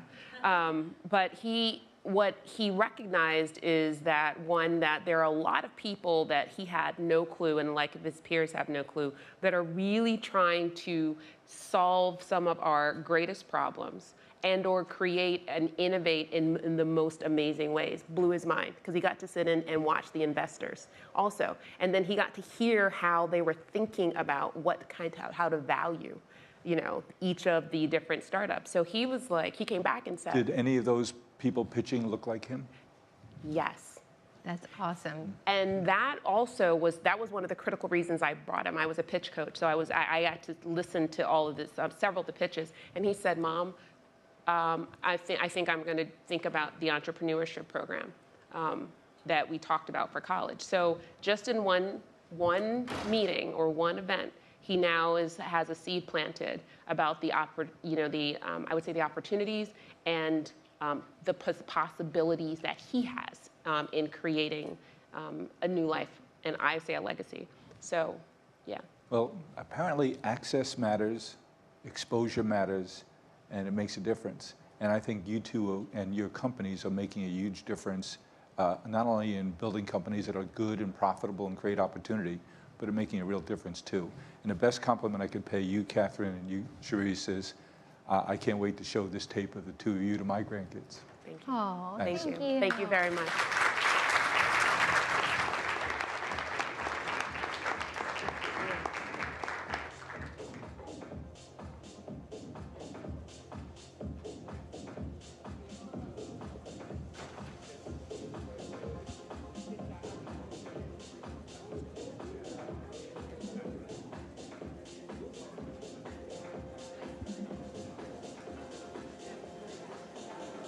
Please welcome Dan Costa and CEO of eMarketing Association, Kevin Lee.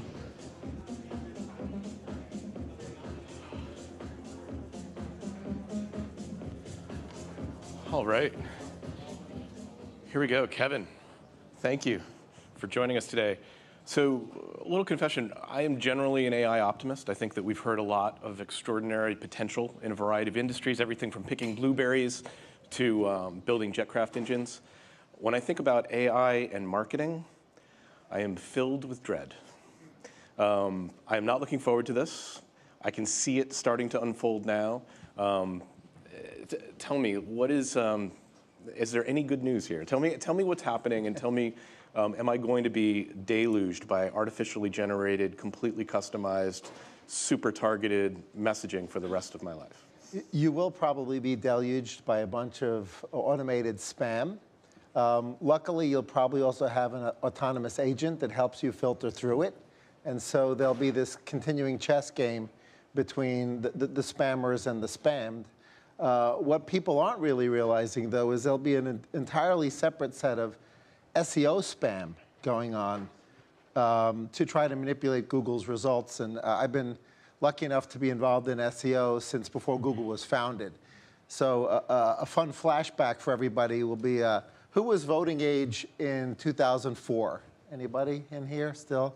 So do you remember what showed up at the top of Google when you Googled miserable failure during the election? Well, George W. Bush's bio page on whitehouse.gov. And that was because people, for fun, were manipulating the results. And SEO teams in-house and at agencies have been trying to manipulate Google and Bing, mainly Google's results, for ages. That has unique implications from an AI perspective. Because if you think about how an LLM works, it ingests all the information it can find out there by spidering the open web. And then it makes decisions about what to serve up when a person asks the AI a question. And by dumping AI-generated content onto the web, which may or may not be identified properly as AI-generated content, you can manipulate the results, right? And so there will be situations where obviously you can use it for good. You can try to future-proof your SEO to make sure that you're more likely to be listed as the #1 hotel in Orlando when someone asks Bard or Claude or ChatGPT, or it could be used for nefarious purposes. So there's going to be some really interesting stuff going on in the next couple. So I believe that is probably happening now. For sure. And but I mean, the SEO game has been a cat and mouse game for years. For sure. Google's pretty good at catching up quickly and shutting things down. And I suspect they'll be able to do that eventually. Like they'll be able to see these, a lot of the spam sites and a couple of different ways of SEO optimization have already gone because Google just corrects around it. Do you think that's going to be a long-term problem? I think, again, the cat and mouse game will continue. More and more dev cycles are going to have to be used on both sides, right? Because now the sort of more sophisticated SEO spammers are not just using a single AI to generate content. They're actually using several AIs to generate and then re-synopsize the content. Then they're putting it through a second AI to introduce errors on purpose so that it looks more human, right? So that it can't pass, it sort of passes the sniff test. So I don't know who's going to win at different stages of the battle. There certainly have been situations where the spammers have won in your email inbox or your SMS inbox or your Google search result at times. I think the even more interesting point, which I think is implicit in what you're saying, is that a lot of the AI models are being trained on these large data sets that are themselves structured and informed by SEO optimization, that the priorities that Google's already set forth about what's an authoritative site, what should be preferenced over other pieces of content. So if you start from that, you're just replicating a lot of the same biases that it would be in the algorithm all by itself. Absolutely. I didn't ask, but I'm guessing that Claude and Bard might have some interesting thoughts on whether ivermectin is good for certain things. And so how do you know what is truth to use to inform the LLM? And the hallucinations are pretty funny. I mean, I found a hallucination relating to some litigation with my firm and a company called Overture, and they got it. Both Claude and Bard got it completely wrong. As a matter of fact, I wish that what they said happened actually happened. I feel like when it comes to CRM and marketing solutions, they've been the companies and the tools that have adapted to AI the fastest in a lot of ways. They've been marketing AI tools and automation. Marketing automation is not a new concept. This is just going to sort of supercharge a lot of those existing trends. Can you talk about how companies are using AI right now to create automated marketing messages? Yeah, and a lot of them, the better ones, are sort of thinking about transparency and permission in a way that they don't freak you out when they send you hyper-personalized messages, because especially if you have a really robust first-party database, you can send a hyper-personalized message, but just because you know something about the individual doesn't necessarily mean you should transmit it in a hyper-personalized message. But it is really useful from a competitive intelligence perspective, and it's useful from a messaging perspective and creating good segments and treating those segments differently.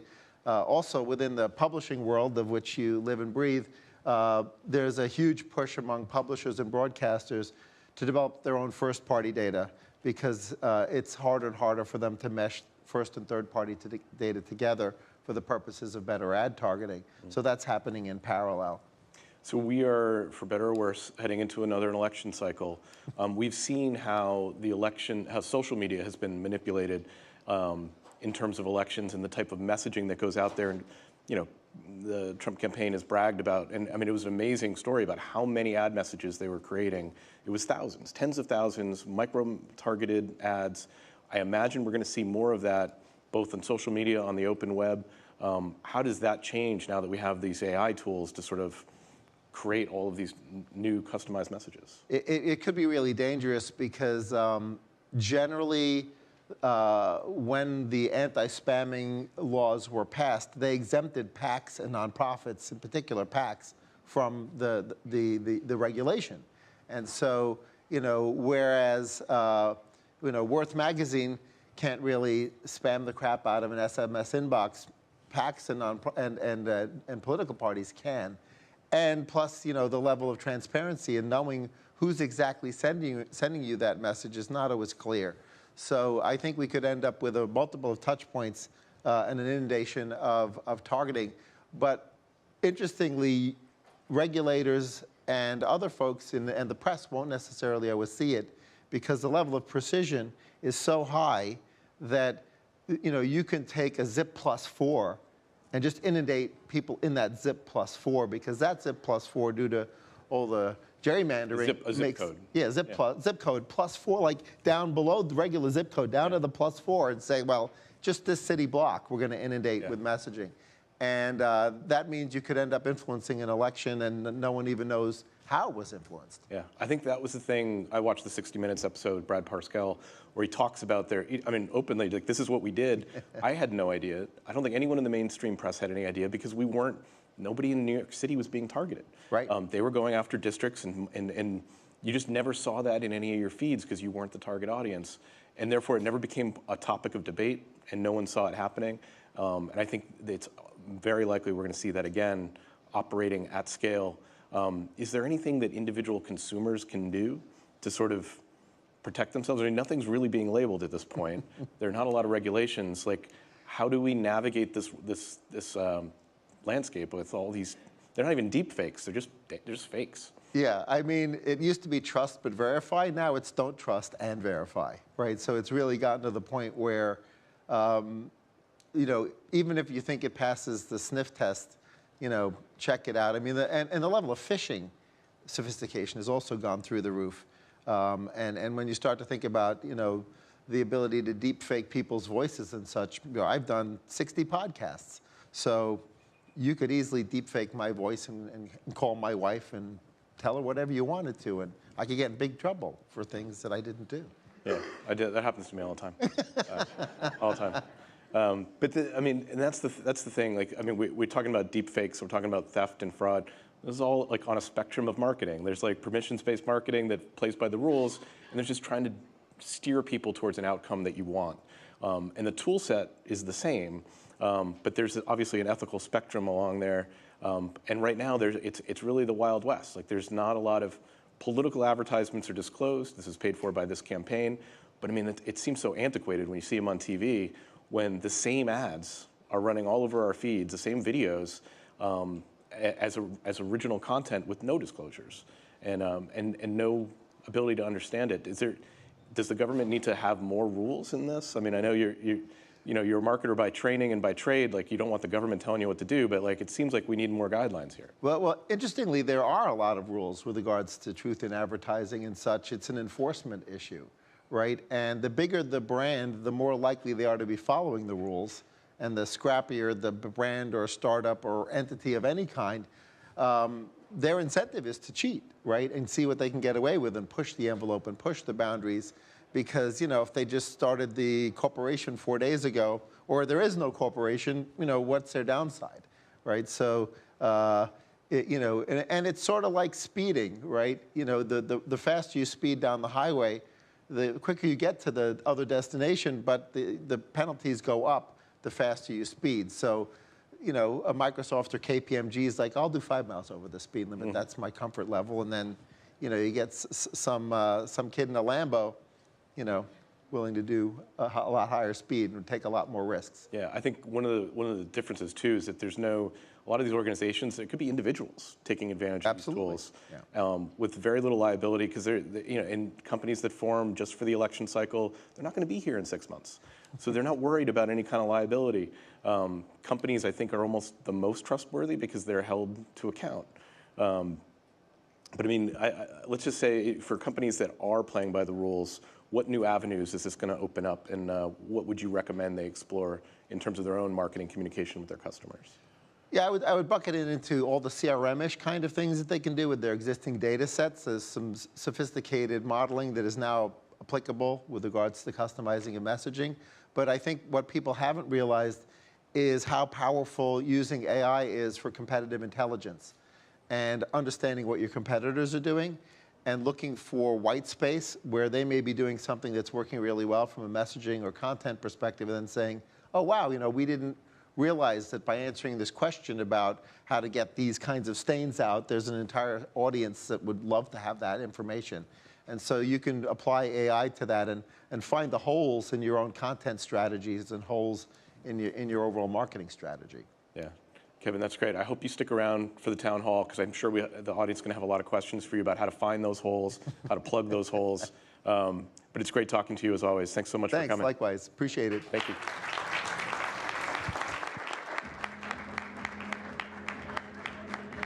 Please welcome co-founder and CEO of Armilla AI, Karthik Ramakrishnan.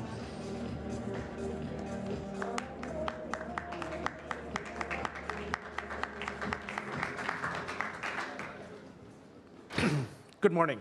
I'm sure everyone here is as excited as I am about the promise of AI. We've heard a lot about this, the issues, the risks, but we're moving from a world where we're really unlocking and putting intelligence into a lot of the systems that are going to come in the future. But it does come with some risks. I don't have to explain that AI is going to get everywhere. It's a good thing.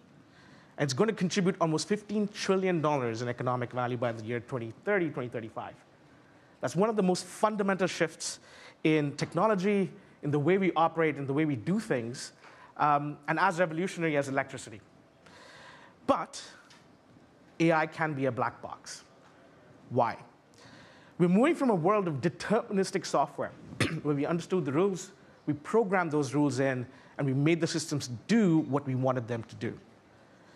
In the world of AI, we're moving towards probabilistic systems, where they self-learn, and there's always a level of uncertainty or risk that's built into these systems. They're never going to be 100% accurate. And therein lies many of these challenges.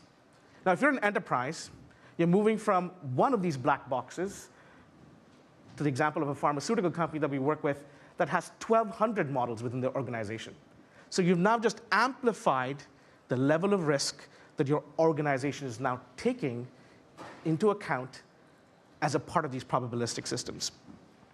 Many surveys in the enterprise, most CEOs and executives are very wary about trusting these systems. And we've heard a lot of talk today and yesterday about where those risks come in from and what they entail. comes because it's a black box. We don't totally understand how these systems work. We don't fully understand or grasp the risks that these models present to you as an organization that's implementing them and using them. And today, very few standards actually exist to quantify or even assess these risks. So now, as an executive, as a board member, you are worried. How do these risks actually show up in the world? We talk a lot about bias, but let me just take one example. The Dutch government, most people don't know, 2 years ago had to resign because of a model that was used in the tax department. It was a model that was detecting fraud in tax claims, and unfortunately ended up detecting an economically disadvantaged group of people as causing fraud in their tax returns, which was not true. The government had to resign. That is the level of impact that these systems can present to us. And the number of incidences of AI going off the rails and impacting in many different ways. It's not just about bias. It's about its performance. It's about the outputs it puts out. The number of incidences has just been exponentially increasing, which really speaks to the adoption rate of these models as well. And of course, we do have regulations coming in. The governments have taken note. 2 weeks ago, we had the executive order come from President Biden's government. We had Rishi Sunak, the Prime Minister of the UK, launch the AI Safety Summit, where he's bringing in, for the G7, the group of most of these large organizations that are building these models to look at safety first. And this is an opportunity for us as we go and build these systems, but learn from the past, i.e. not move fast and break things, but do them in a measured way so we can still protect ourselves. Now, there's many of these regulations that are being considered around many of these topics. It's, again, not just about bias, but copyright violations. How do we protect the outputs in the training data that was generated by humans? How do we protect the errors and inaccuracies that can create issues? Most of these models that we've seen out there do not pass completely. OpenAI is the top of the pile, but if you look at the metrics about how these models are measured, they're doing pretty poorly when it comes to safety across many different factors. And most of these factors in an enterprise today come from third-party systems. Enterprises build models, first-party systems, and they buy models, third-party systems. And 78% or 53% of these issues come exclusively from third-party systems. And one of the ways that I want to introduce today that we can protect ourselves is actually from an industry that no one thinks about when it comes to AI risks: insurance. Most organizations will take all the steps necessary to put in the right systems. Charisse said so. We had several other speakers talk to all the steps that they're taking in to make sure that they're removing these issues. However, you'll always have this uncertainty, some level of risk that is residual. And usually, insurance steps in as a way to protect an organization from these residual risks. And insurability of these models can be this yardstick or the stick to ensure organizations actually take the right steps. If you don't, you may not be able to insure your systems anymore. And that is an aspect of responsible AI that we are working on, and the insurance industry is stepping up to factor in as well. When we have digitization of the industries, we had cyber insurance step in, data privacy protection.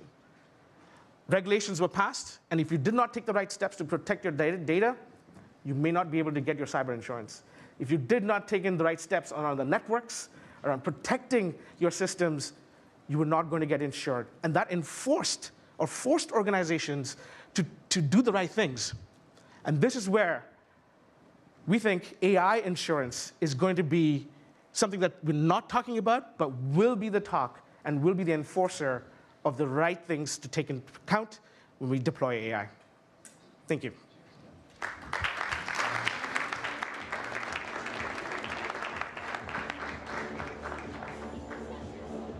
Please welcome SVP of Innovation at Tavistock Development Company, Juan Santos. Co-founder and CTO of Luminar Technologies, Jason Eichenholz. Managing Partner, Zendikit Ventures, Jonathan Taylor.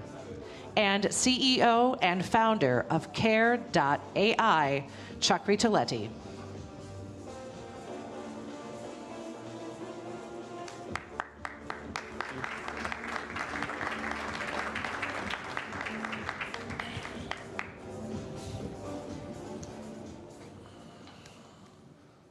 Great. So I have the privilege of leading our Orlando AI second part panel.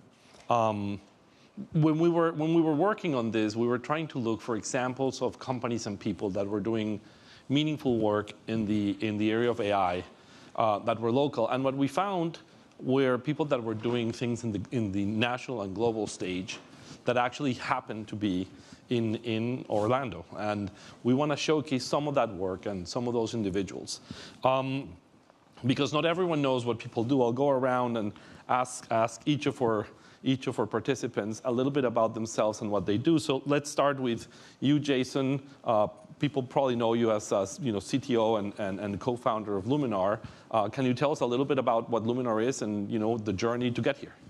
Yeah, Luminar is a company we started about 12 years ago, both here in Orlando and Silicon Valley. We develop LiDAR, light detection and ranging, specifically focusing on the automotive market.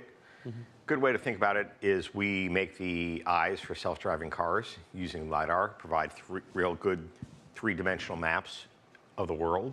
Mm-hmm. That does two things. It unlocks autonomy, but it also, at the same time, forms a protective layer of safety, proactive safety around vehicles. And our real focus is getting this technology, in addition to the robo-taxis and trucking, into consumer vehicles that any of you can start buying next year at the Volvo dealership or shortly thereafter at Mercedes or SAIC in China. Awesome. Jonathan, when we were talking earlier, I described you as a serial entrepreneur. You mentioned you were a Peril entrepreneur, which is something I really love. So you've been involved in a wide variety of different companies. Right now, you're focused on SoundHound and Photoday and a few others. Could you tell us a little bit about what you're doing today? Yeah, I started Zendikit Ventures last year. I've been primarily investing in and starting companies, well, my whole life since I was 17, but primarily shifting towards investing over the last 10 years. So it's like 60% starting, 40% investing right now. I have two companies in Orlando that I was part of starting, SightHound, which is a computer vision and security AI company, and Photoday, which is it's sort of like Etsy for photography. It's a marketplace for photographers, specifically, or I should say more particularly for youth sports and school photos, things like that today. Both companies use AI, computer vision especially, extensively. Awesome. And then, Chakri, Care.ai is something that I happen to have a little bit more knowledge of because you are deeply embedded in our Orlando and Lake Nona ecosystem. I believe that both HCA and Nemours Hospital actually use some of your technology. Can you tell us a little bit about Care.ai? Absolutely. We build smart hospitals, and right from the entrance to the bedside, we transform traditional hospitals into smart hospitals. We monitor clinical and operational workflows. We work with some of the largest health systems in the country, both acute and post-acute. In the nursing home space, it could be a 50-bed SNF in rural Kentucky, or a big health system like HCA. So we're transforming these care spaces into spaces that care, just like your smart home. How do you actually bring visibility into operational and clinical workflows using AI in real time? That's what we do. Awesome. So what would seem to be three very disparate kind of areas of focus, right? But they have one thing in common, which is one of the reasons we are here today, which is the companies or the work that you guys are doing really involve the use of advanced technologies. You've always been, like in each of your individual fields, in the forefront of that technology. And with AI today, that's probably one of the biggest factors either providing some of the core technology for your businesses, or really allowing them to move forward. So I'd like to look at now your businesses kind of like sideways, right? And talk about the one thing that is similar, which is this tech component, and how AI is actually changing or propelling some of those businesses. We can start with you, Jonathan. And we were talking a little bit earlier, and you mentioned the superhuman abilities of AI. So maybe we can talk a little bit about how specifically you're using AI in both of the ventures to actually bring abilities that wouldn't be possible without it. Yeah, so different forms and functions of AI technology have different levels of capability today. ChatGPT, there was a great discussion earlier about how it's a sort of good generalist, great polymath, but has not achieved what we call superhuman ability today. Mm-hmm. What you find in more specific forms of AI, and I do air quotes because it's sort of like a marketing term more than a technology term now. Mm-hmm. When you look, for example, at computer vision, there's many tasks in computer vision where you're using a computer to understand what's in an image, which are superhuman. Mm-hmm. One of the things that Sighthound does, we have a arguably best in the world vehicle recognizer. It can look at an image with cars and motorcycles and different vehicles in it and tell you exactly how many there are and what color they are and what make, model, generation they are, read the license plate off of them, et cetera. And it is superhuman. It can do better than a human can. It can read license plates that a person looks at and goes, okay, I don't know what that is. Mm-hmm. But the technology will figure out what it is. That takes, like a lot of forms of AI, a lot of data, a lot of training. We have over 10 million annotated images that go into doing that. So humans have actually annotated 10 million images to do that.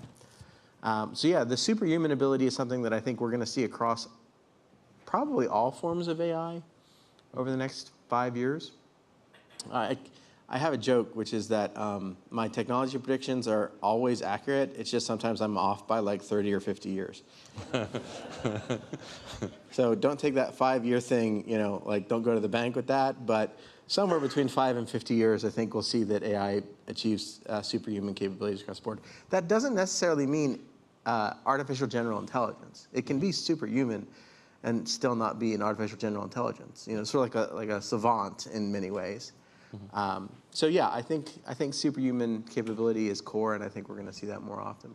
Wonderful. So part of what Care AI does, Chakri, is actually also use vision and use some of the technologies in that, let's call it, stack of the technology world.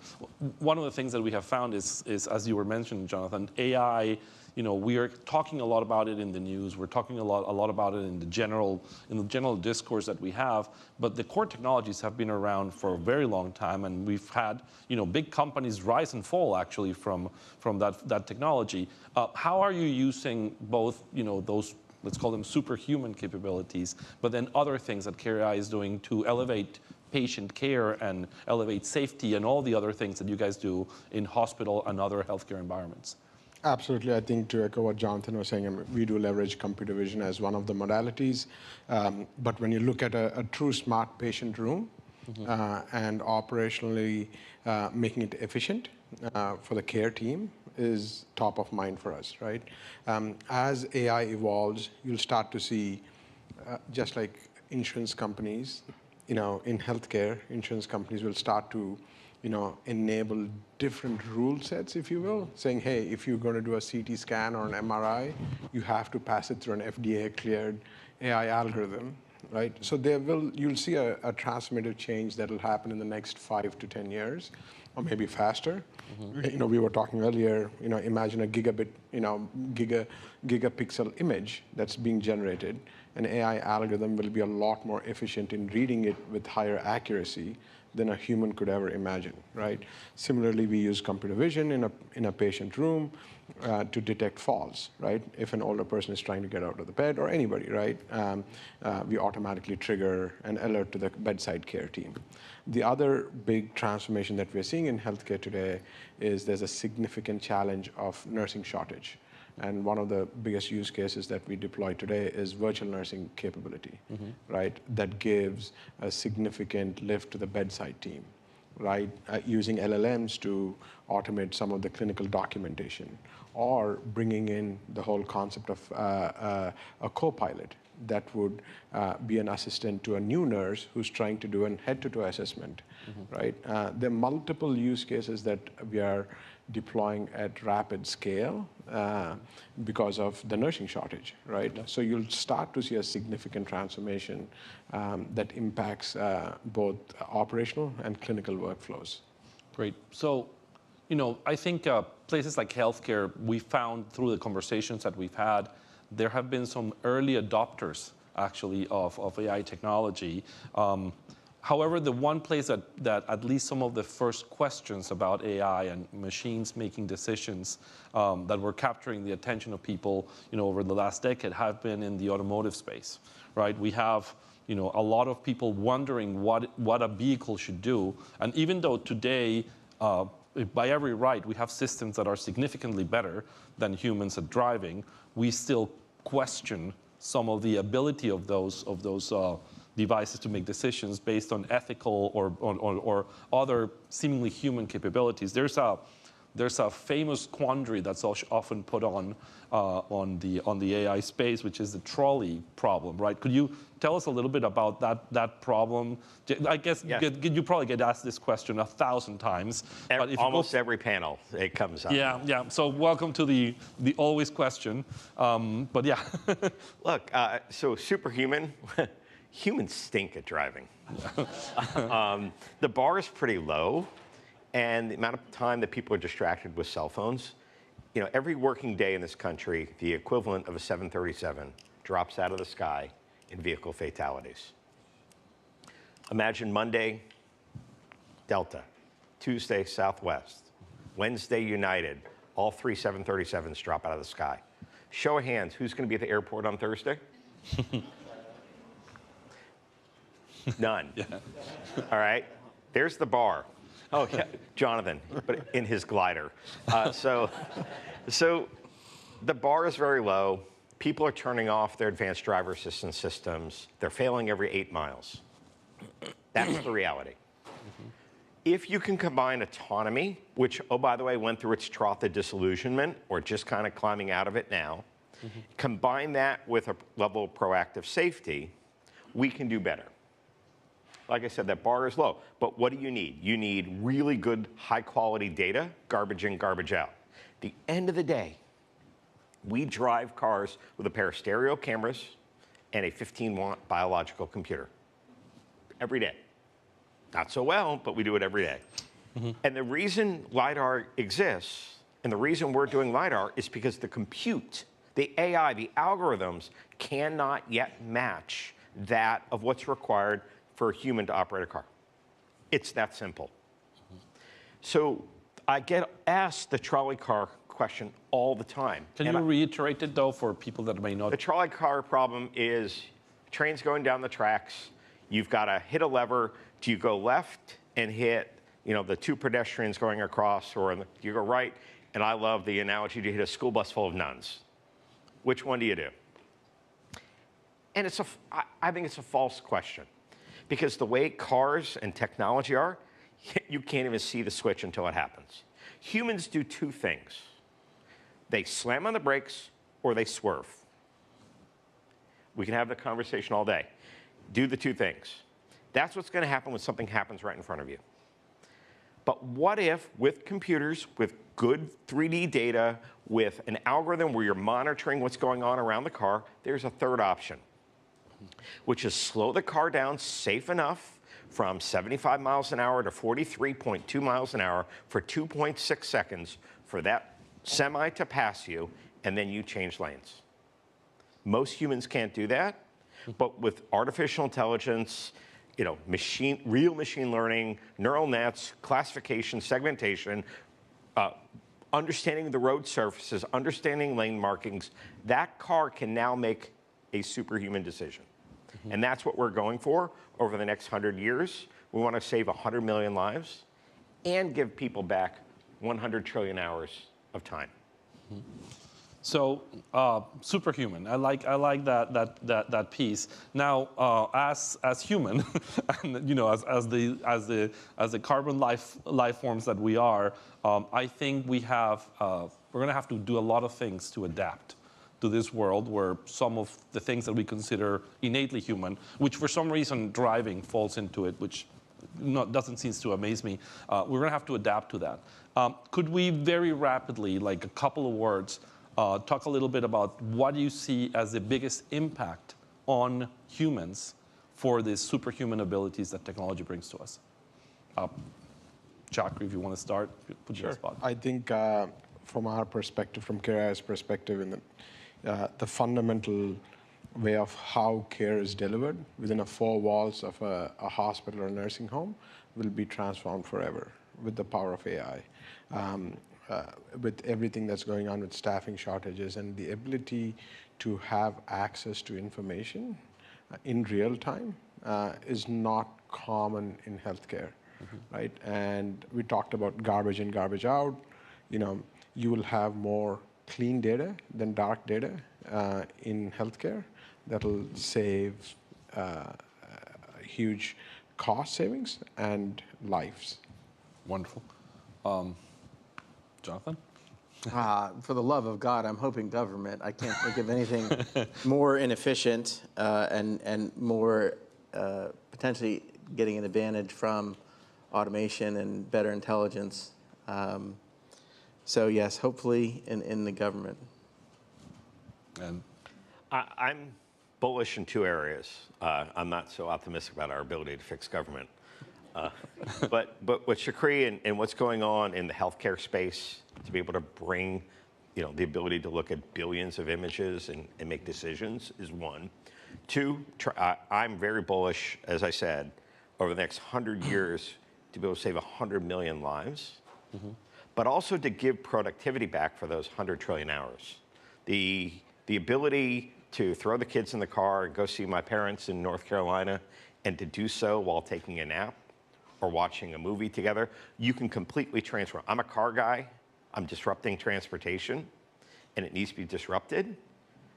I love to drive, but I hate to commute. And transforming the commute and giving people that time back and doing it safely is something I'm very, very excited about. That's wonderful. Let us close the panel by asking one question that has to do not with AI, but with the other part of the title of our panel, which is in Orlando. You know, when people think of Orlando, I don't think AI is the first thing that comes to mind yet, right? We're working on it, or at least advanced tech. I mean, for me, it was growing up. It was a combination of Disney, the parks, and space. You know, but if we can go very quickly and talk a little bit about why Orlando and why are you making bets of, you know, keeping yourselves and your companies in this region? You want to start, John? Yeah.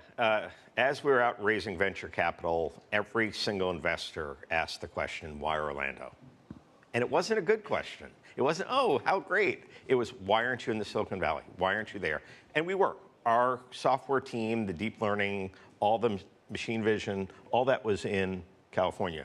But the hardware was here because the core technology to make the eye-safe LiDAR that we have and to build it from the chip level up was born in Orlando. And so that's why we made the decision to be here, and it ended up being our secret weapon. Jonathan? Yeah, Orlando's just a very efficient place to do business. I mean, I've been out in Silicon Valley. I've built companies out there.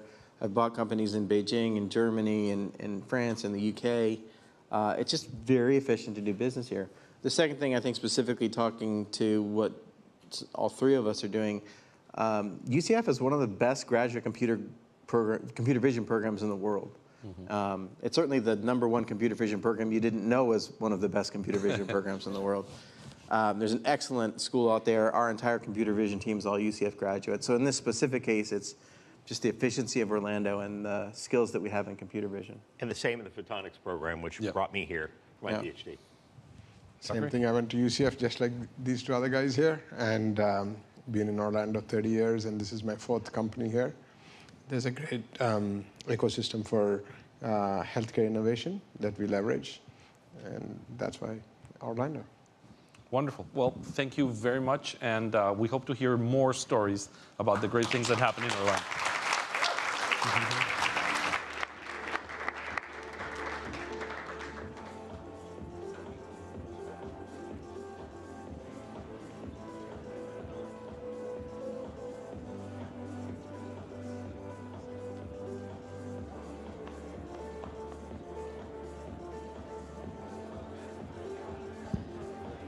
Please welcome Jim McCann and founder and CEO of Atlas Merchant Capital, Bob Diamond.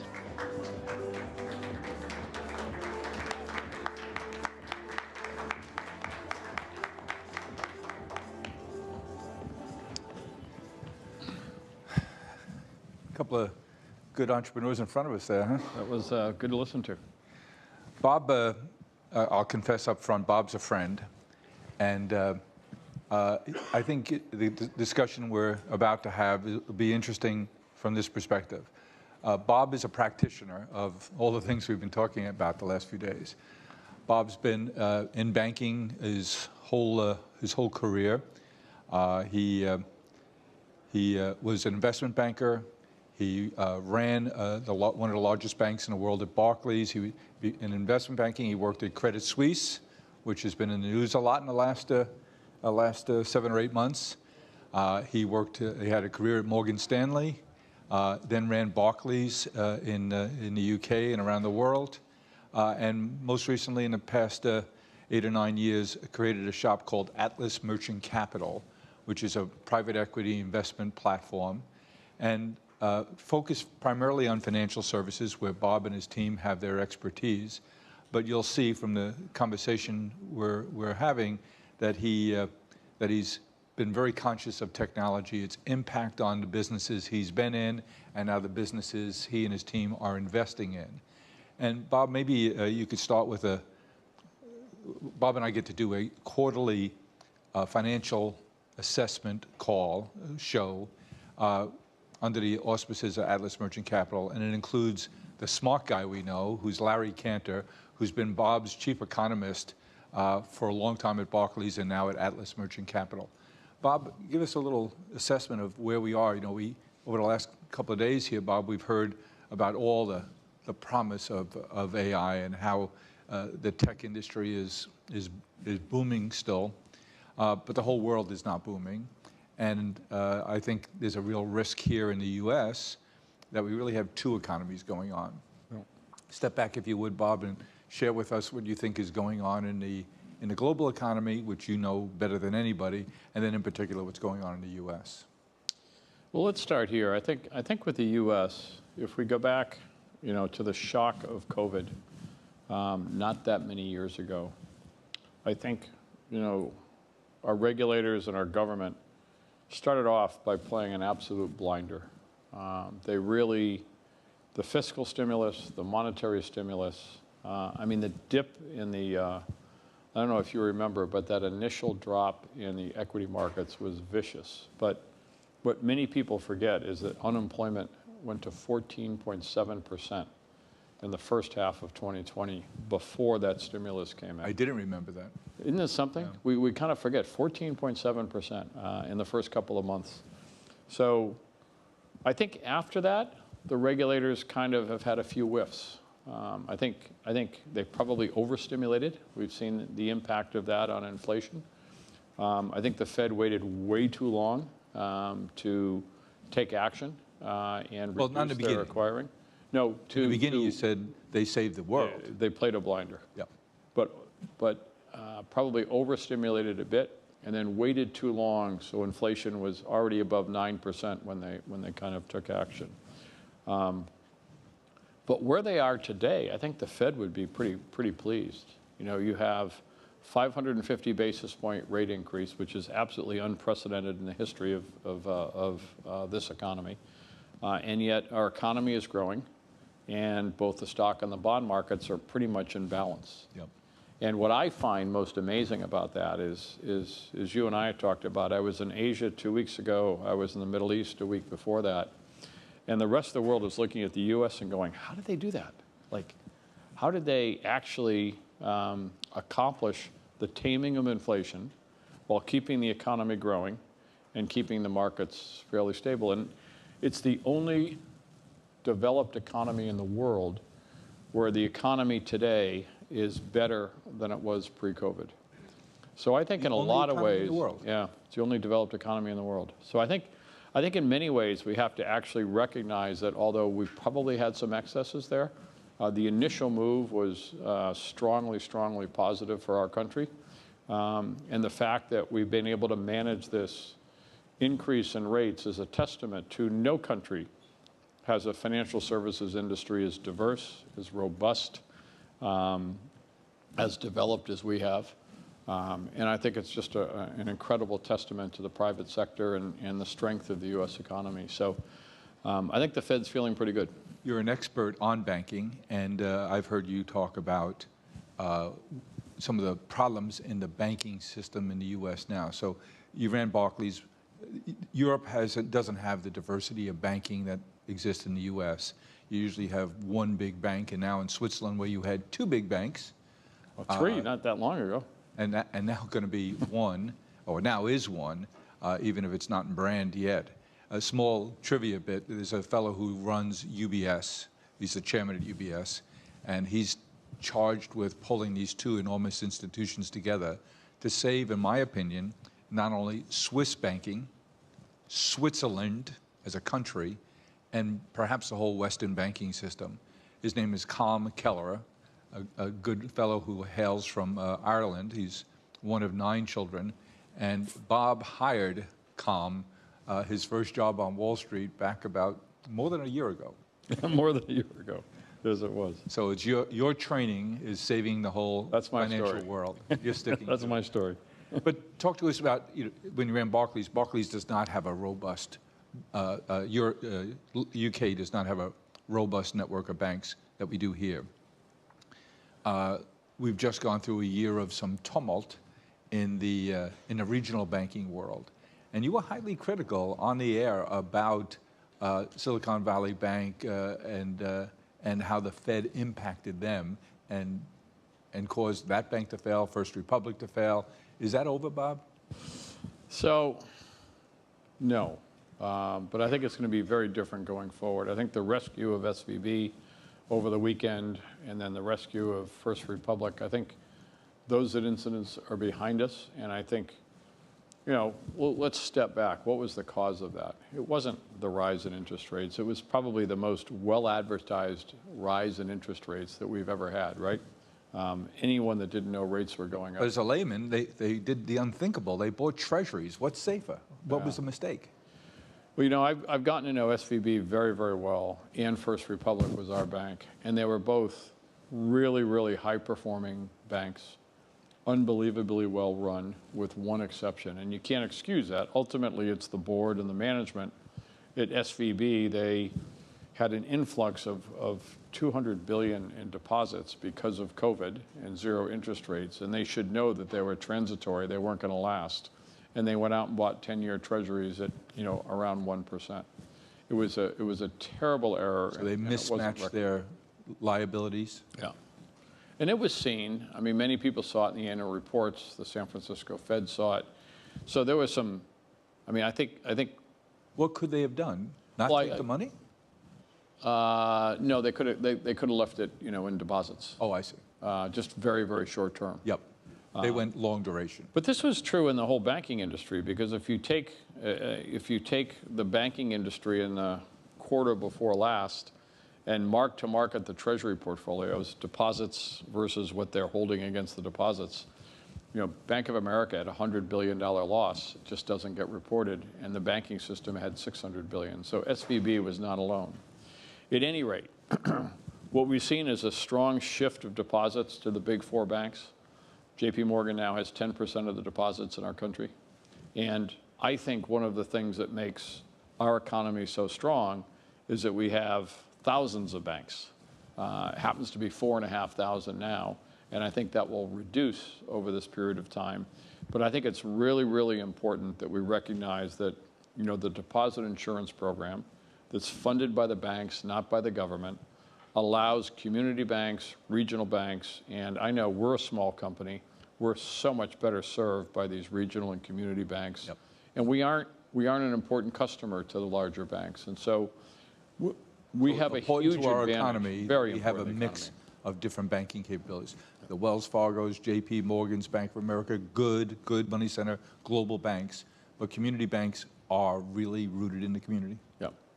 And they do a higher percentage of lending, and they have a much different service mentality with small businesses and individuals. So I think that we're going to be fine. I think we're going to go through a period of consolidation. Jimmy, I'm not speaking out of school to say we think this is a huge opportunity, and we're trying to raise a fund now that can focus just on regional and community banks. The theory being, let's put capital into the strongest so they can help acquire and maybe prop up some of the weakers. If you're a small community bank today, you have the problem of higher rates is going to cost you money in the near term. You have a higher percentage of loans, which means you have commercial real estate, which is not going to be rallying right now, although I think it's overstated how negative it is. And then third, because we've had these failures, you know what happens, the regulators, more compliance, more regulation. Expense. And that increased expense, the smaller the bank, the bigger the impact. So we will have some very, very important good community banks and smaller regional banks where their cost-income ratio is going to bring their return on equity down to pretty close to zero. But you see an opportunity there. I think is a good opportunity. I think we'll see consolidation. If I had to guess, if there's 4,500 banks today, I think 3 or 4 years from now, maybe we'll have 3,000 plus or minus 500. And I think, Bob, what would that have been 15 years ago? Before the savings and loan crisis, about 7,000 or 8,000. Wow. So there's been a lot of consolidation. Yeah. Yeah. Bob, today you're chairman, founder, CEO of a private equity firm that invests in financial services. You've done a whole bunch of different kinds of things. How does the AI and tech, digitization of the tech world impacted your investments? Well, I'm chief executive and founder. You're chairman. Oh, yeah, that's right. There is a little bit of a friendship here. So AI is the moment it really struck me was when my alma mater, Colby College, a small liberal arts school in Maine, 3 years ago got a grant from the Davis Select Funds for Andrew Davis, who was a classmate of mine there, to start an artificial He was there when you and Fred and Barney Flintstone were there. Yeah, exactly right. We were friends. It's eroding right in front of us. 3 years ago? Way off. 3 years ago, 3 years ago, Colby. they started a major. This is a liberal arts school, 2,000 students, and a campus in Waterville, Maine, and they have a major in artificial intelligence. And the impact, it wasn't just that. It was a really thoughtful grant from a very thoughtful investor who Davis Select do a lot in technology and AI. But what I saw happen is this liberal arts campus of English professors and economics professors, all of them wanted a part of it. Yeah, and sweaters and pipes and all kinds of things like that. But they were desperate to get a piece of it, to share, to share classes with the professors. And it's had a huge impact on that school. In terms of us, I think every single thing we have invested in the last couple of years, Jimmy, has had some sort of part of the competitive positioning has been around technology. Mm-hmm. You invested early in a stablecoin company. Yep. Tell us about Circle.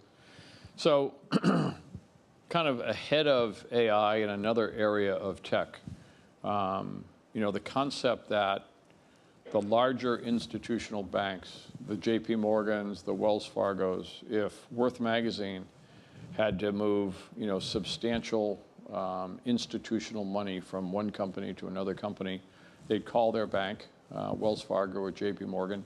It would take 3 or 4 days to do all the work to do a, tens of millions of dollars wire to wherever Worth Magazine or 1-800-Flowers needed it. And then there's quite a hefty fee for that of a couple of points. Mm-hmm. And what Circle believes is with blockchain technology and with the internet that those kinds of transactions can move instantaneously, 24/7. So whenever you want it, at that moment, and anytime, 7 days a week, 24 hours a day, and the cost comes down dramatically. In any currency? Well, they're focused right now on the dollar. They want to be very focused on the Sing dollar, the euro and sterling. They have activity around, but their primary focus and the 26 billion of outstanding stable coins are in dollars.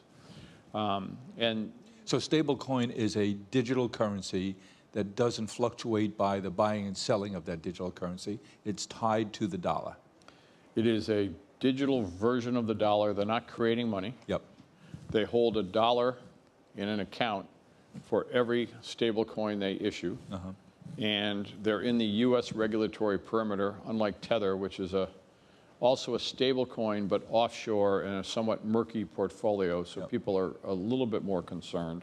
And all of those reserves are held within BlackRock in a money market of one, so they have access to the Fed window. I see. So it's very safe.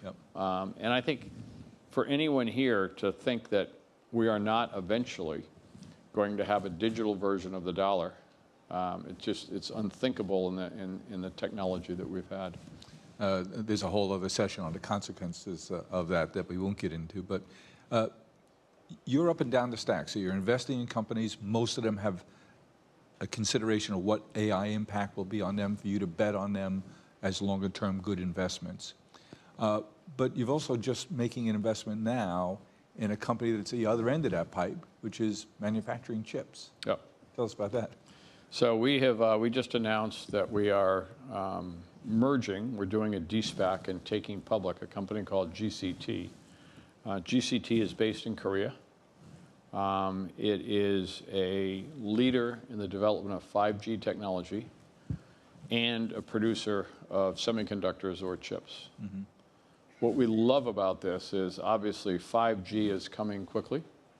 Semiconductor production capability is needed. The leading producer in Taiwan has all kinds of geopolitical overtones with the tensions with China. And for Korea, which does not have those, to have both the 5G capability and the semiconductor production capability means that their key clients, their most important clients right now, are the tier one AT&T, Sprint, the tier one carriers in the US. The tier one carriers are all moving toward 5G. None of them have the capability to produce chips. So we think the marriage of this will be very good. And it's one of the most exciting investments that we've made. Early days, but you like to get a company that is got a competitive edge in terms of their position in the market, that has strong leadership, that is profitable, and there's growth opportunities. And this one ticks all those boxes, so pretty excited. And you're also the father of a gal who's well known to some people in the audience, who's a pretty talented entrepreneur. Tell us how Nell is doing. Nell is doing very well. For those of you that don't know my daughter, I've been asked twice today if I'm Nell's father. And, I remember when you were Bob Diamond. I remember when now you're Nell's dad. I remember when people asked Nell if I was her dad, but it's now, are you Nell's dad? Or sometimes, are you Henry's grandfather? But Nell started so it's an English literature major in college. Went to the Yale School of Management with a good friend of both Jim's and mine, Jeff Sonnenfeld, the Associate Dean of the Yale School of Management. And they have a program in the second year for entrepreneurship, unlike some of the other Masters of Business programs. It's very entrepreneurial focused. And she started a firm. She developed the business plan during her second year. It's called Hill House Home, if you want to look on the website. But it started out with a better way to have absolutely high-quality sheets, towels, everything for your home, but online and at a reasonable cost. And she developed into what was her dream from the beginning, which is women's fashion. She loves dresses, and she developed the nap dress. Luckily, sometimes things get comfortable. The nap dress was almost made for COVID, but it had nothing to do with COVID, so it was in production a few months ahead of COVID, and the business just took off. So. That was an amazing bit of luck for her, but I remember her telling me about a nap dress. I'm thinking, what the heck is a nap dress? What a big hit. So she's made lemonade out of lemons with the COVID experience. She's built a very successful business. She has a pretty terrific dad, and I'm glad I got to introduce you to our community today, Bob. Thank you. Right. It's good to be here. Thank you, folks. Thank you, Dean.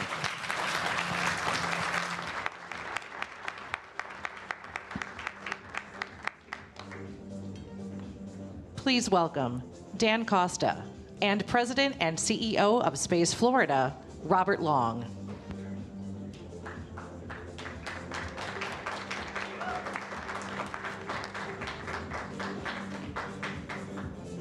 So we have reached the final frontier.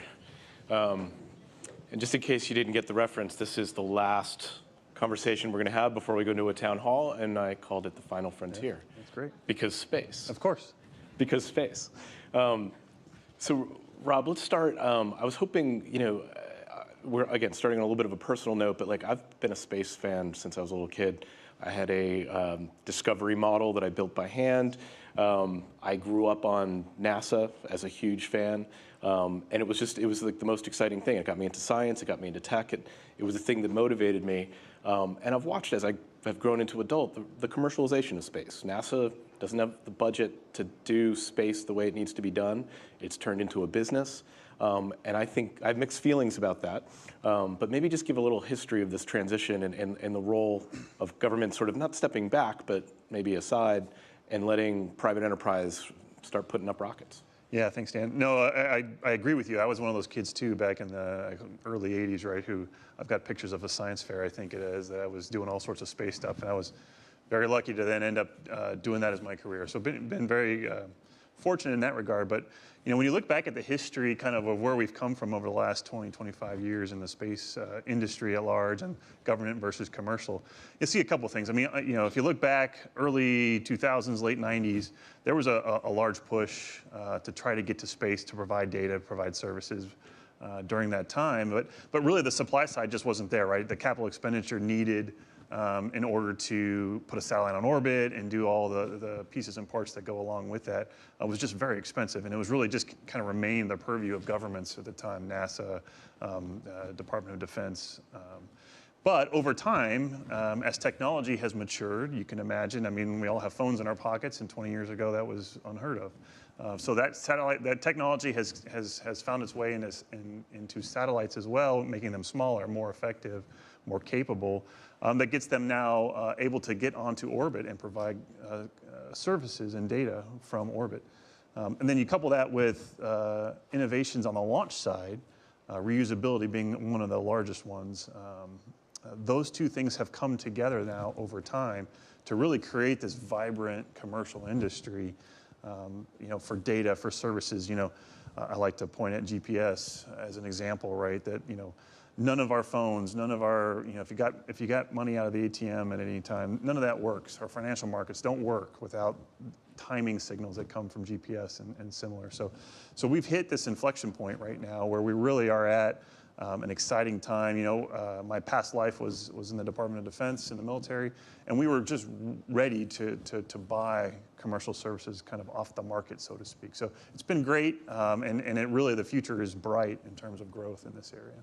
Yeah, and as we were putting together the program, the phrase spaceport kept coming up. And I mean, spaceport seems like a sci-fi term. I understand what it sounds like, what it should be, but it's like it's being built right here and right now. Maybe you talk a little bit about how you see spaceports as a transportation hub. Yeah, thanks. At the risk of oversimplifying, really what I start to look at as spaceport is, for those of you that may have flown into Orlando, it's really no different conceptually as an airport. The only difference being we're taking cargo or something and taking it from the ground and moving it up into space.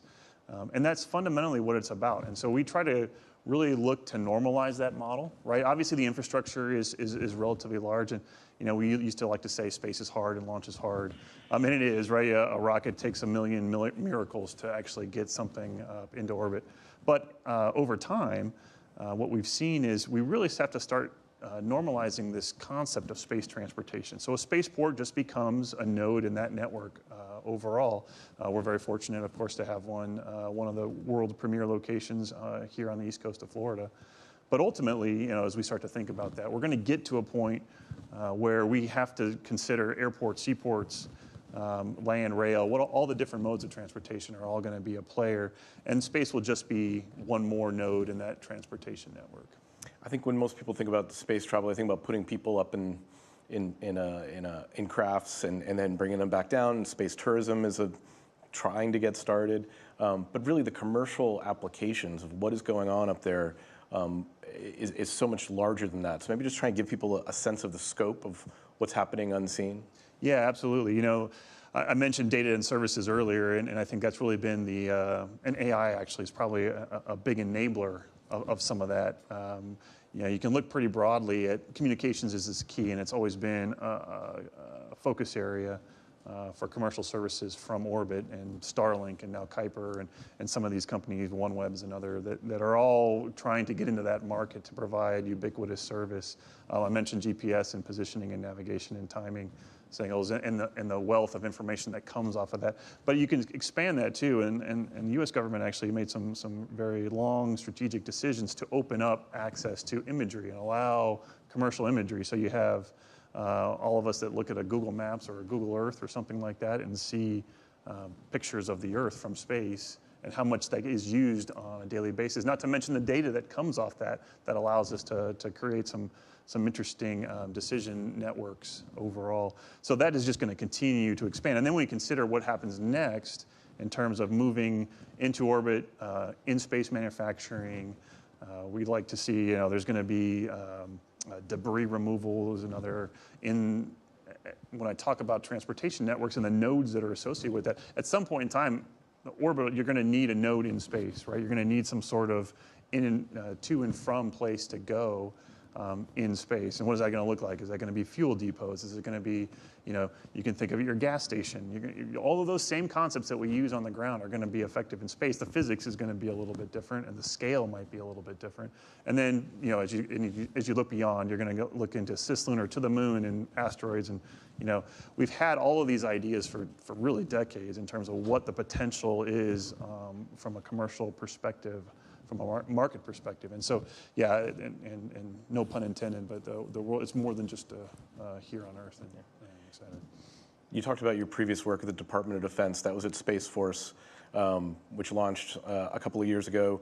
Can you talk a little bit about why that needed to come to be, and the usefulness of the program? Yeah, space is, as I mentioned, physics being a little bit different, right? And so if you look at all the military services, there's a service for every domain, and space is different, and you had to treat the problem set differently overall. And so usually, and that's what was nice about translating back to Space Florida, because we have to think about those problems a little bit differently. As much as I try to normalize and think through how we approach those problems, both in the Space Force and now in my role as the CEO of Space Florida, we really want to consider how we take advantage and build out that network overall with an eye to, hey, the space domain is different overall in terms of how we solve those problems. It seems like, in terms of the private companies that are actually putting up rockets, there aren't a ton. How concerned are you that the industry is very consolidated and very centralized? Yeah, it is a tough problem. I mentioned earlier, we kind of quip that launch is hard, and it is. It does take kind of 1,000 miracles. But I think, it'll just be like any situation, you're going to have a market demand signal. And if the market is there, and I think it is slowly continues to evolve, there's going to be a need for multiple providers. How that shakes out over time, I think, is difficult to say right now.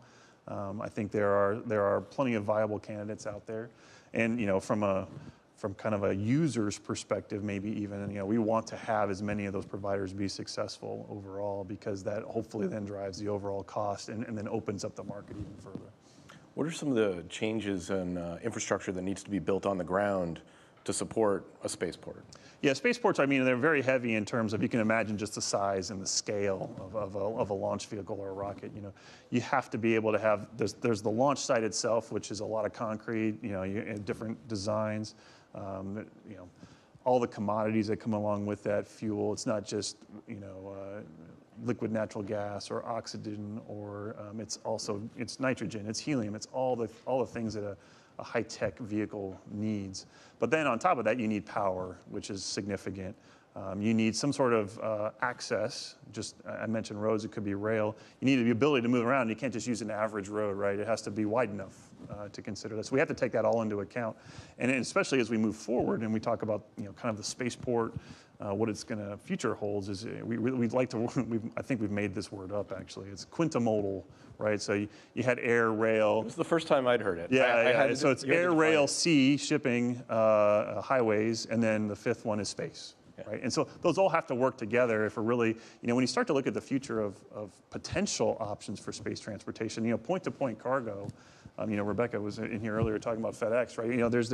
There's a model that's out there that says, okay, well, I could deliver cargo around the Earth point to point through space and do that in, 30, 40, 50 minutes. And so you want to make sure that network can support those kinds of rapid logistics, so to speak. Explain how that works, because I think we were talking about it on the call, and I think it may not be totally intuitive to people. Yeah, I mean, Could work. Yeah, anything that, it's all based on gravity, right? So anything that go up will come down eventually, depending on where it goes. And so you can imagine, much like our early astronauts went up into space for a short period of time, come back down. New Shepard does that similar today. They go up and then they come back down. It's just a very ballistic trajectory. But if you plan it in advance, you can figure out, hey, here's the point I want to land at. It's anytime anything comes back to Earth, it's a controlled reentry, and you just do that, right? SpaceX, if they return a Falcon first stage, right, that's a controlled return to Earth. You could very easily consider how you could turn that around and then put that somewhere else around the world.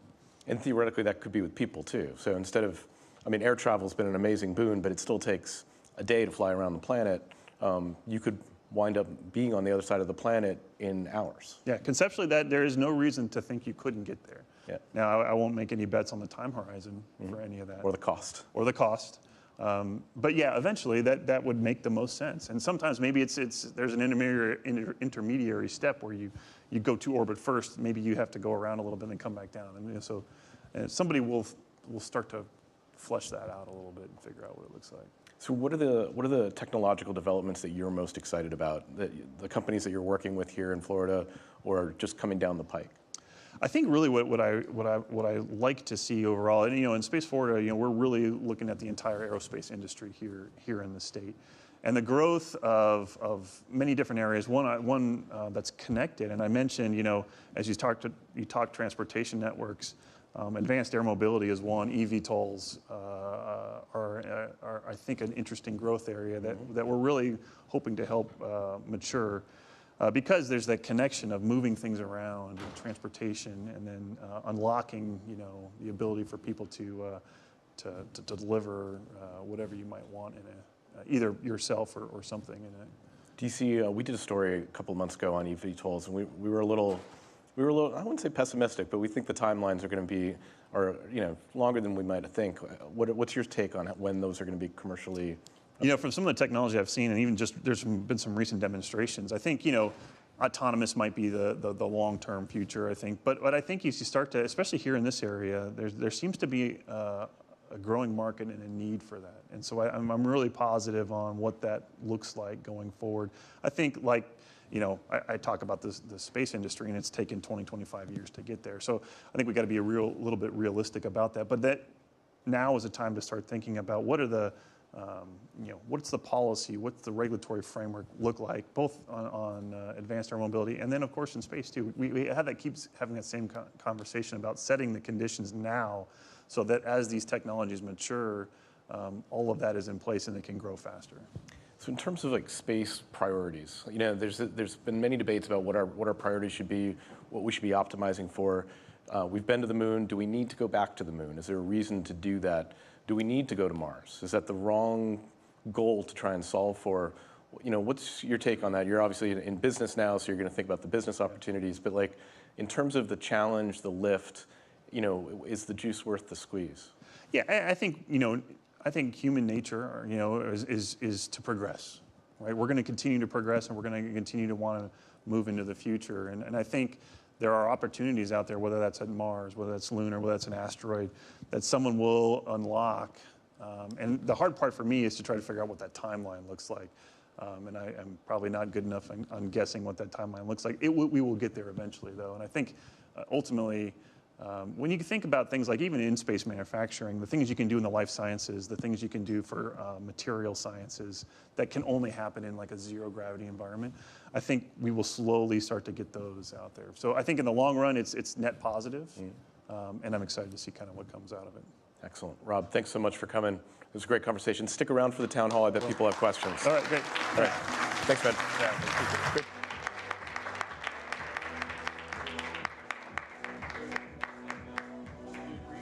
The end of our programming, I have no more questions. I actually do have more questions. I hope you have more questions.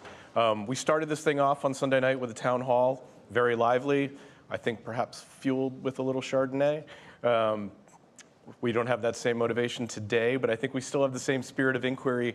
My question for you all is, what have you learned? What have you not learned that we should follow up with? Because this is an ongoing conversation. This is a very action-packed couple of days. But we've got a website, we've got a magazine, we're going to be taking these stories and covering them forward. We're going to be planning new conferences in 2024. So all of this is part of that feedback loop. We didn't have a lot of Q&A today, so I'm hoping we still have some speakers in the room. We can address some of those questions now. Let's talk about what we've learned. Has anybody learned something over the last couple of days that they want to share? Something that surprised you? Juan, yes.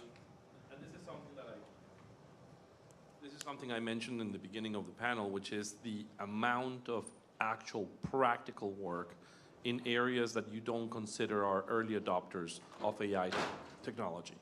I really did not expect, Guidewell and, to have their own, environment where they're actually using advanced AI for things that are critical to their business, like authorizations. So I was positively surprised that some of the harder areas from a regulatory perspective are actually deep in the road of responsible AI use. That was a good learning for me. Yeah. No, that's a great point. Someone else? Oh, you're just touching your nose. I thought you were raising your hand. Sean, you've been watching all this. You've been recording a lot of it. What were your takeaways? What surprised you? I just think the variety of sectors we're able to get you. You said like from blueberries to jet engines. And that, actually I have to say the session you just did on marketing scared the hell out of me. So that might be the thing that haunts my dreams. Yeah. Well, you've been subject, as a journalist, you've been subject to the same press release deluge that I've been subjected to over the years. And now those press releases are going to be customized to me directly. Possibly even taking in our editorial calendar, which is available on the website now, and then tailoring those messages just for what we've already got planned. It is a little scary. Yeah, I'm not looking forward to that either. Somebody else? Yeah, right up here. So for both sides of the ditch, I was really excited about the people that are the education and the public content around AI and responsibility. So there's that part that was really exciting. And then this morning, we had this mention of ground truth. And to me, that is a little bit in a world where people are rewriting history from their own perspective and trying to make sure that everybody believes that same type of history. That part of ground truth, we didn't even come close to speaking about that, and that's the other side. Yeah, I think that it's foundational, right? Like Craig, he knows how these things are being built, and I think he was referring more to like the scientific ground truths, so that from a very mathematical laws of physics way, we can set certain parameters and establish them, and then not have to reteach them after each time. But a lot of our conversations over the last couple of days are about more social issues and other issues of bias that can work their way into that initial data set. And I don't think we know. Like, we're doing this in real time. I don't think we know what the consequences are, but I think it's important to ask the questions as we build it, so that we can hopefully correct it as we go. Yes. First and foremost, this is the first time I actually have ever heard of Techonomy. And so we were privileged to be able to attend and also be local to Lake Nona. But I think what I took away from this session as an entrepreneur of 13 years is being able to collaborate with innovative minds on emerging technologies across multiple sectors. So I want to say thank you to Techonomy for coming to Lake Nona. Yeah. Well, thank you for hosting us. I think look, this is, if you're new to Techonomy, this is sort of what we do. You've heard from business leaders, you've heard from activists, you've heard from academics, you've heard from some government people. So it's all the people that should be in the room. A lot of them are in the room, out in the audience. A lot of them are up on stage. And like the interaction, I mean, that's the thing that I like about this conference. I've been working at Worth for 1.5 years. I've been speaking at Techonomy for years before that. And part of the reason I do it is because we have this interaction, and I was a tech journalist then, and I got to meet exciting, interesting people and learn from them. And not just learn from them on stage and take notes, but also have lunch with them and engage with them. So it's like that's part of the value. And I think now that you've come once, we do it in New York, we do it on the West Coast, so there should be lots of opportunities to have that same engagement. Is that a question in the back? Yeah.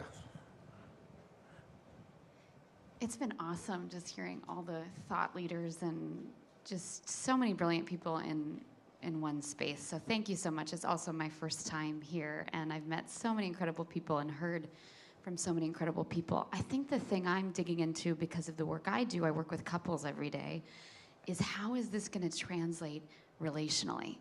How, I think we're just scratching the surface there. We see in banking and in technology from space to the creative economy. But I'm really curious how this is going to change our marriages, how this is going to change our friendships. Is it going to expand our world and also shrink it? And also as a mother of a really small kid, he's 2.5, I think about, just how it will enhance and also complicate relationships. I'm just curious, as we dig into this further in future Techonomies, how we'll get into that. Yeah. I'd be interested to see if anybody's got a strong take on that, but you heard a couple of speakers talk about these conversational engines are here today. Pi is out there. It is sort of designed to be part therapist, to get to know you and to be reassuring and to be reinforcing. It's designed to do that. You could imagine somebody designing something that is not as altruistic. But the idea is you could get some comfort, some solace from these engines if built properly. But even that is something that I think makes people, a lot of people are made uncomfortable by therapy in the old-fashioned way. I think they're going to be just as freaked out by AI-driven therapy. But at the same time, it's a technology that's here. It's going to be deployed. Is anybody else worried about having an AI therapist or have anything else to... I don't know if worry is the right word, right? Because I think everybody in this room can get a therapist if they want one, but so many people can't. So the global benefit of the idea of getting therapeutic access to so many people that don't have it today in the net or in the aggregate seems more exciting to me than the fear of the downside. But I do think the fear is real, right? So I'm definitely an optimist on this side of the equation. Things that are ringing in my head as I reflect on the last 2 days are English as a programming language and what that does to level us all up, right? This idea of using Kaizen and Lean as a way to identify waste that can eliminate and create space for you and your organizations to focus on the stuff that matters. When we turn that eye on relationships, my hope is that we chart a course forward that enhances the quality of the interactions because it's lifted us out of the mundanity of needing to keep the wheels running. Whether or not that happens, I think we're still in the fog. Yeah, that's very well put, very well put. And I think you're exactly right. The democratization and the access opportunities that these technologies can solve for whether it's a therapist, whether it's education, whether it's medical advice. I mean, we talked a little bit about whether you wanted to have an AI-driven doctor. If you have no medical access and this is the best you can get, it's a solid option and a viable one and an important one. And you take that across every industry, financial advice, a lot of them that you've heard about over the last couple of days. I think that's one of the takeaways is that this is going to provide those types of services to communities that have never had access before, if we can build it right and scale it right. More? Right here. Yeah, this has been awesome. I think the piece that I constantly think about for the work that we do is what are the human behavior implications and the cognitive development implications, from a societal perspective. We talk a lot about kind of the external productivity piece, and sometimes it can be easy to overlook that thing we did had a direct impact on our cognitive development because we did it. Mm-hmm. What is the world going to look like? I mean, you think about, when we talk about AI now, one of the beauties of what allows AI to be AI was the world input knowledge into the system. What is it going to look like now when the system is now with AI? What is that next development going to look like? And so I think really being able to have human development infrastructure in mind as we move with what we do. There was a time when we remembered 10-digit numbers. Now we just say, call dad, right? So those are the things that I'm constantly thinking about. Are we really getting better,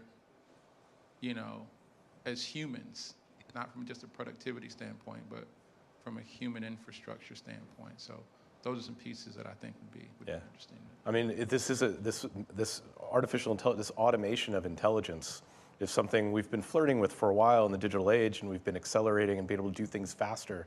But this is something a little bit different, where we're outsourcing not just our actions and our intentions, but the entire thought process. And there is a concern that it just makes us more and more passive, and it does the thinking for us. It was interesting, Colin was, and you talked about this a little bit. We talked about planes being able to take off and land on their own.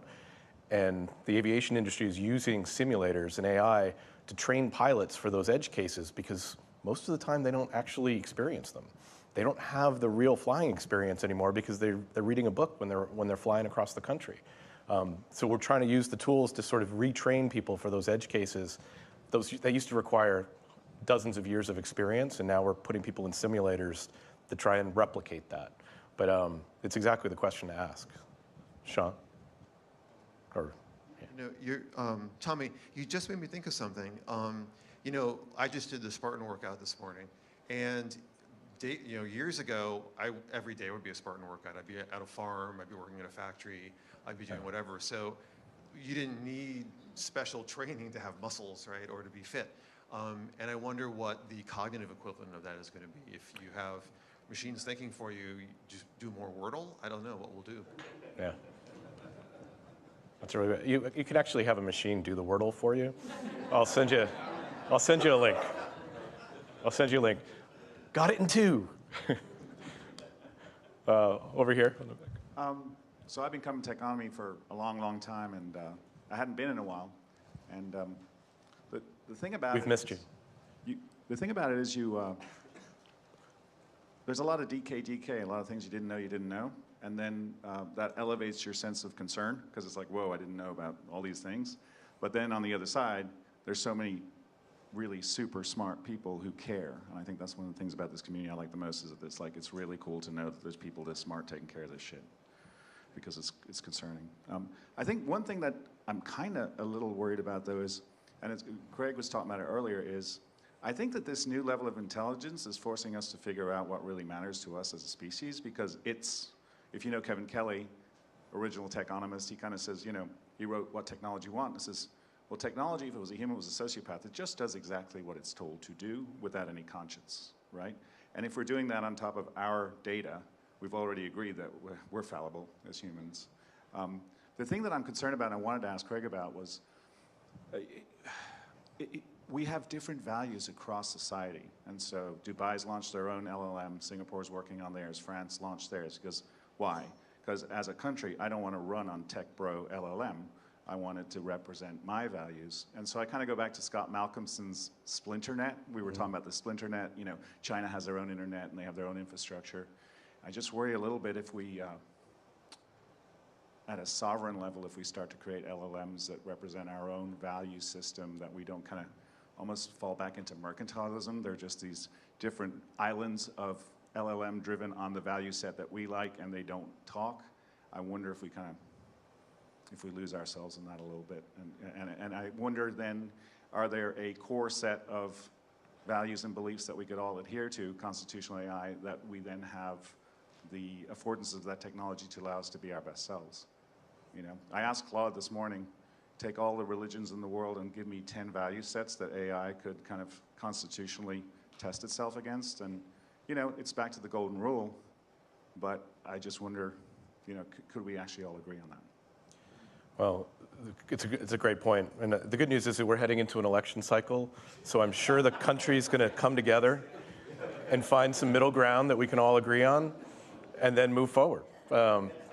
So any day now, that'll happen up front. So as a mother of an 8-year-old, I have equal concerns about what this is going to do to our children. And in a world where we want empathy and self-awareness and an ability to remove your own bias, how do we expect our kids to learn that when we're removing that human-to-human connection? So I think therapy through AI-generated responses might work for a moment.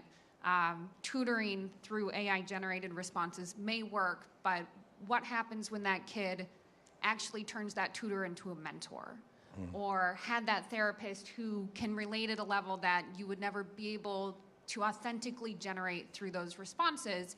And my concern is you can look back in history and see all these great bubbles of innovation and how there's been huge negative impacts on the lower generations. And I'm worried our excitement for AI is going to prioritize moving things forward over the concern that we would need for the prior generation. And I think there's examples we see today through bullying and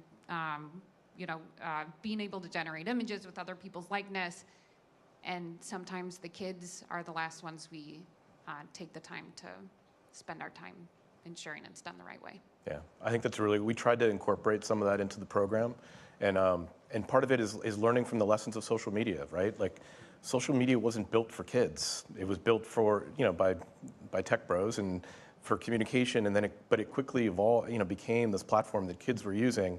And I don't think it was built for that, and I think it had a lot of unintended consequences. And the business models had unintended consequences on kids as a result. And I'm hoping that conversations like this, as we build the next generation of tools, we'll keep that in mind. Because honestly, the kids are the ones that jumped on ChatGPT before anybody else. It launched on a Tuesday, and their artificially generated term papers were handed in the next day. They were on it, and I think that's going to happen again and again. Related to that, I have a question around influence, right? If I asked my daughter when she was 13 to draw me a Spider-Man, she would have definitely infringed on copyright, right? She has been, she's seen the work of Stan Lee and Ditko and all of them. She's watched the movies. As an art student, which is what I ended up graduating as, I was actually taught to look at work and in some cases copy that work as part of training myself and getting technique and whatnot. And yet in a lot of the conversations in a lot of areas, using those same mechanisms on AI actually generate a different chain of custody of that influence. And to me, that's something that as a group and as a species, we need to really understand, because we cannot, I don't think we will end up in a good place if we always hold AI to human parameters, right? Because that's what we're using. It's like, is it better than us? It's copying. Well, every artist, or most artists are, the product of the influences and of the things that they're looking at, and no one was faulting. They were at the time. There's a lot of discussion around influence in the art world. But no one was claiming that they were not original works because they had the training sets of looking at the work by other masters or reading comic books as a kid. And it was all just part of the critique. If it was too imitative, then that got called out, and that was fun. I think when Juan talks about that, what's interesting is that for hundreds and hundreds of years, art was represented two-dimensionally, and now you can watch a child, a 5-year-old, and they'll draw perspective. And so as you talk about ChatGPT and students adopting that, and so I think there's an interesting piece in there of what the future will hold, what it's taken centuries or decades for us to learn, and all of a sudden becomes this innate knowledge. You know, they say that actually people are getting smarter, and that every decade we have to readjust IQ tests because you can't compare here from what it was 30 or 40 years ago. So I think that's an incredible opportunity, maybe. All right, you know what? I think I'm going to take an element of positivity to end on. I want to thank everybody for coming. Thank you for being part of this conversation. We're going to have more of them. Thank you for putting up with me. I'm going to bring Josh and Jim back up to stage to have some closing remarks. Thanks so much.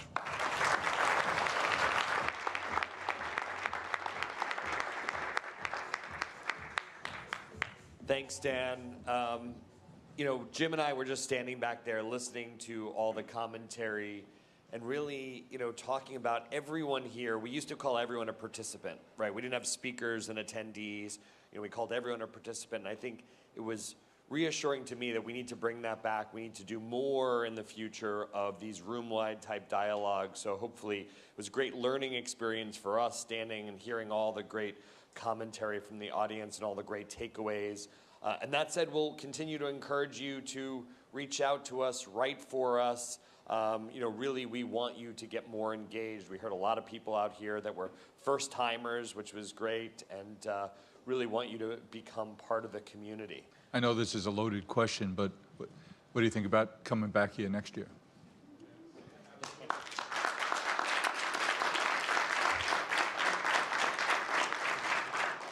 Yeah, you know, you heard, you know, earlier on in the event that, you know, we pulled this off in pretty much 8.5 months. You know, we met Juan and Nick and Tavistock only earlier this year, so it was exciting to move it, and you know, hopefully with a year to plan, next year will be even greater. So, you know, really with that, you know, want to thank Lake Nona and Tavistock for all their support. Thank you, Juan. Making this possible.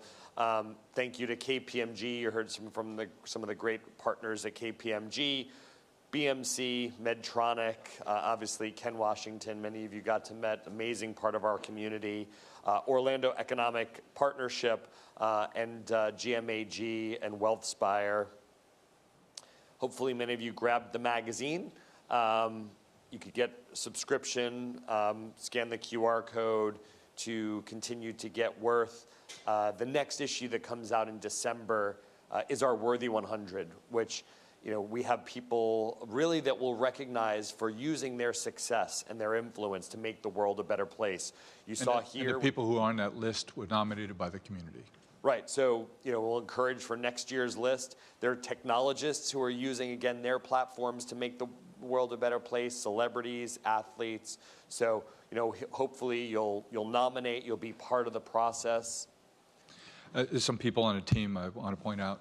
Thank you, Paul Stamoulis, all that you did and do every day. Kendall, Caitlin, who's the program manager, she works tirelessly to put the wonderful speakers on the stage that you got to meet and hear from. Paul Clyde, I mentioned, who does all our marketing. Gabrielle and Eva, who are editors at the magazine and for the website, who do a terrific job. Of course, you've gotten to know Dan Coster over the last few days. He's terrific. Greg, Sean, Peyton, Teddy, Kim. These are people who work year-round on this. And then, you know, when you get ready for an event, everyone gets anxious, the tensions are flying. Then they come, and then it goes well, and then there's a cathartic release of energy at the end of this. And Until that's about to happen. And in addition to Juan, how about this? This is a pretty special hotel, isn't it? It's just a wonderful property. And then from the production team, Josh Lair, Diane from Captis Creative, the team that works backstage here to make sure everything works and people get pushed on and off the stage when they should be. Just a wonderful team. And then there's that one other person, Josh Campbell, who we'd like to thank. Thanks. Thanks, Jim. No, I think, again, this is so fulfilling when we finally work so hard up to this point of bringing together such amazing people, getting to see people that we see every year. It feels like a reunion, as well as the new people that we bring into the community. So hopefully you'll continue to join us at other events. Really, we host events of all different sizes, probably on a monthly basis. The next event we'll host is down in Miami and South Beach during Art Basel for our Worthy 100 celebration. So hopefully some of you will join us there. And then we kick off the new year right into things like the Consumer Electronics Show, World Economic Forum in Davos. We show up at South by. So you'll be getting a list of all of our events that you'll hopefully join us at. And hopefully we'll be back here in Orlando soon. We really hope to continue to grow the community in all the cities we visit. So hopefully we'll be back here soon. So thank you again to all of you. There is lunch outside, so we'll grab some lunch and continue the conversation. Thank you. Safe travels.